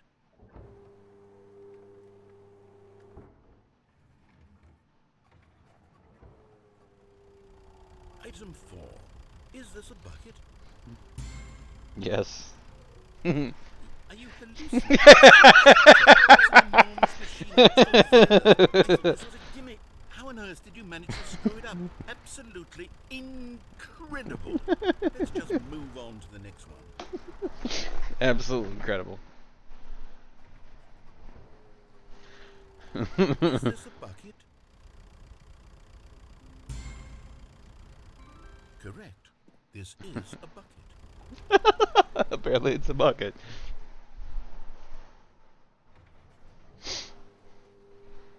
Item 6. Is this a bucket?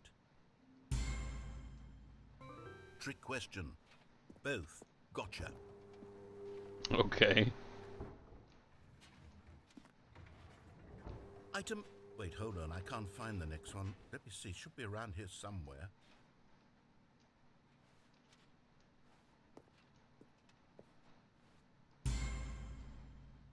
Okay, you and I both know there isn't anything here, and I don't appreciate Yeah. the implication that nothing is a bucket. We both clearly know that a bucket is something, and therefore nothing could possibly be something.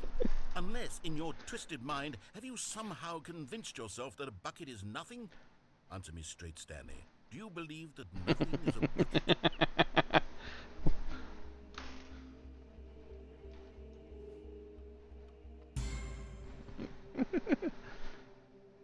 You know what? I'm too confused to even sort it out. I've lost Same. all sense of perspective. What is a bucket? What isn't a bucket? Mere moments ago I could answer these questions with confidence. And yet now I'm somewhat adrift. Do any of us know what a bucket is?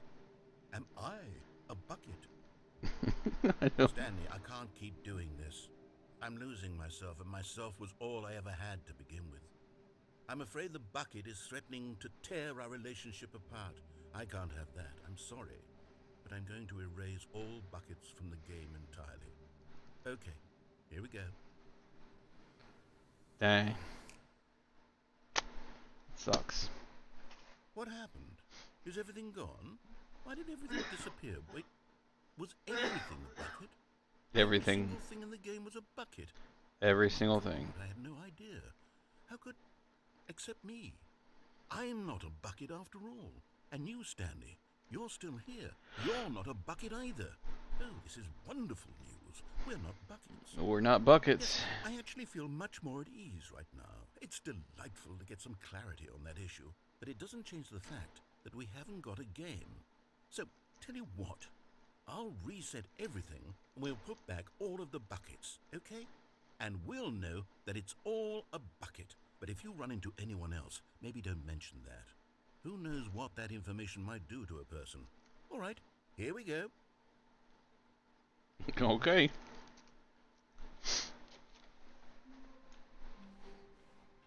All of his co-workers were gone. What could it mean?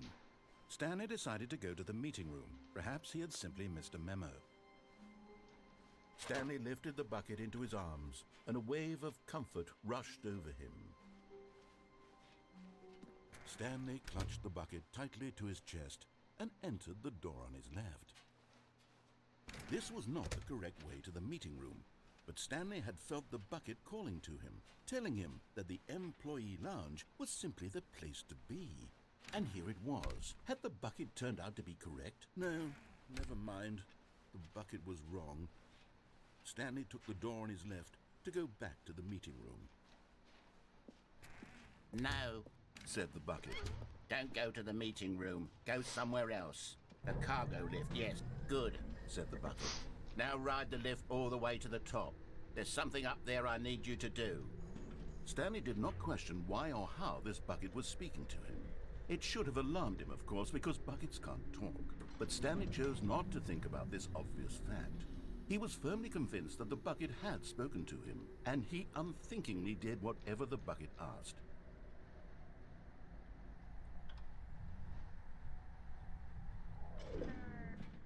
In here, said the bucket. go into this dark room over here.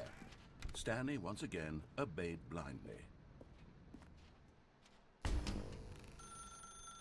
Now pick up the phone, said the bucket. Pick up the phone and it will take us back home, where we can go about life together. Whoa, hold on. Why did you unplug the phone? Were you trying to resist the bucket's orders? Stanley, I was joking. Obviously, the bucket isn't talking to you and telling you to do things. Buckets can't talk. It was a joke. Don't you get the joke? It's funny, Stanley. A talking bucket. Can't you see? Oh, goodness. I must have really bungled up the delivery if you actually took me seriously. Where did I mess up the joke? Should I have paused for longer or spoken quicker? Comedic timing is so difficult. I wish I were better at it. Me too. There isn't exactly an instructional video on comedy that one can watch to fully... Oh, wait, yes, there is. It's sitting right here. Let's take a look. Let's take a look, see. What is comedic timing? What is comedic timing? How does it work? How long should it last? How can it be used to effectively silence your political enemies? Oh, and shit. more importantly, can it be taught in its entirety within 90 seconds? Thankfully, the answer to all of these questions is yes. Let's dive deeper. If you've ever told a joke or made someone laugh, in all likelihood, you did it while standing 50 to 80 centimeters from them in a room of no more than 76 degrees Fahrenheit, with one of your arms raised straight upward at a 15-degree angle from your body. These are the optimal conditions for good comedic timing. To begin the joke, start by stating and spelling your name. Next, provide a brief synopsis of the joke, including the specific times at which the recipient of the joke will laugh, and then spell out your name a second time. With these steps complete, it's time to begin the humor. No. Speak the entire joke in no more than 18 seconds and no less than 13 and a half, pausing only for bathroom breaks when necessary. When the joke has concluded, it is customary to inform your listener that the joke is over by declaring in your loudest possible voice, "I'm Dunny with the funny." I'm Dunny with the funny. Let's practice screaming, "I'm Dunny with the funny" now. I'm Duddy with the funny. Good. This saying is a perfect example of expectations management, which is the cornerstone of good comedy. Good. Finally, it's time to hand out surveys. Dunny with the Collecting funny. hard data from your audience on how rapt they were throughout the joke is the only way to grow or learn as a comedian. An effective survey should be no less than 10 pages long and should include the same question reprinted several times, just to ensure the survey taker is actually paying attention and not simply filling in answers at random. And that's all there is. With these strategies at your disposal, you'll have audiences doubled over in laughter and even tripled over in laughter in no time at all. Just remember to let them stop laughing at some point, you gut-busting little scamp. After all, we're each of us needed on the front lines of the war to fight the 12-legged invader who threaten our very existence and who very likely die in a hailstorm of bullets and mandibles. All of us must be prepared to give our lives to this noble cause, just as our children must do after us, and their children after them. Godspeed, and may Earth reign supreme. Okay. Hey, goodness, this video is a little outdated, isn't it? Well, no matter. I think the fundamentals of proper comedic timing are still as relevant today as they were back then. So with that in mind, I believe the only way forward is for us to return to the two doors and walk through all of this again, so I can try telling my story with more appropriate comedic delivery. Come along, let's head back.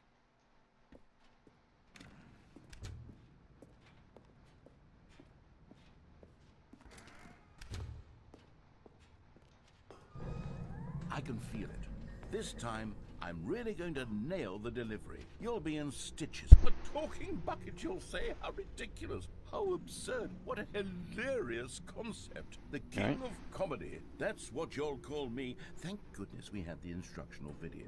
Otherwise, who knows where we'd be right now. Well, I wouldn't be the king of comedy, that's for sure. The bucket spoke to Stanley. The bucket spoke. The bucket spoke. Oh, I'll figure it out on the fly. No need to overthink things. Yeah. You got this. Do not lie. If you're lying right now, stop.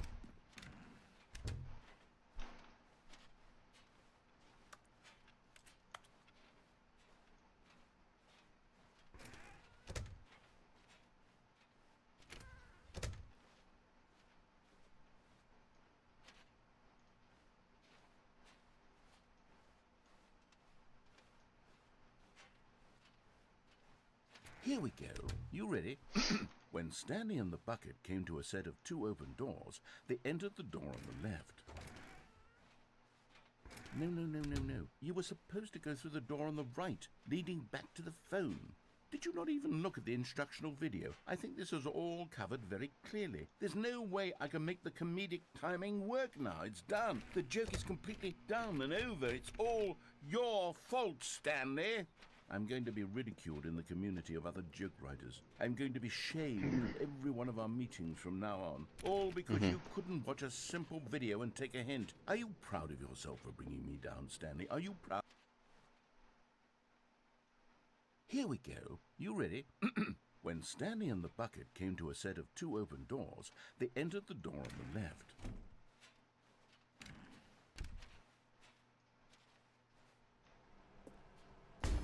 What? We're back at the phone already? No. What's going on? There was supposed to be several rooms leading up to this. There was supposed to be a build-up to this point. A dramatic display of remarkable comedic wit which culminates in this scene with the phone. But now the timing's completely off. The joke will never land. Well, not the way it was meant to. And it's all my fault. I must have forgotten that the phone room comes immediately after the two doors room. What an egregious mistake. I've made a fool of myself. I don't deserve the title of King of Comedy. Hey, yeah, I mean, don't take it so hard. Not even the lowliest joke-telling whelp. I think... It's really not so bad. I think I need to go back and rewatch that instructional video again. Yeah. Yes, surely that will help me improve my... Stanley, you love the bucket so much it's like you... it's as though all of your other most prized possessions pale in comparison. Yes. Let me try that again, Stanley. I heard that you are pale with shame over how unabashedly in love with a bucket you are. No? Still not? Is it the delivery? Pale with shame. Pale with shame? Pale... What's another word to describe a bucket? Stanley, this bucket is so metal. I think I saw it playing guitar. No. No.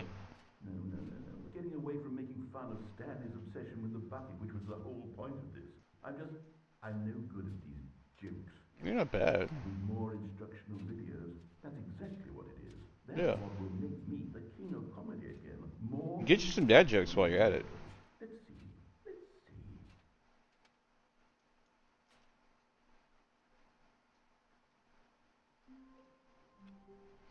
Alright, so that's where I'm going to end it there. And thanks for sticking around with me watching. I'll hopefully pick it up tomorrow some other time. But in the meantime, thanks for watching. Feel free to hit the Discord in the description. Follow me on Twitch if you don't mind. Get updates when I'm out. Stream. Yeah.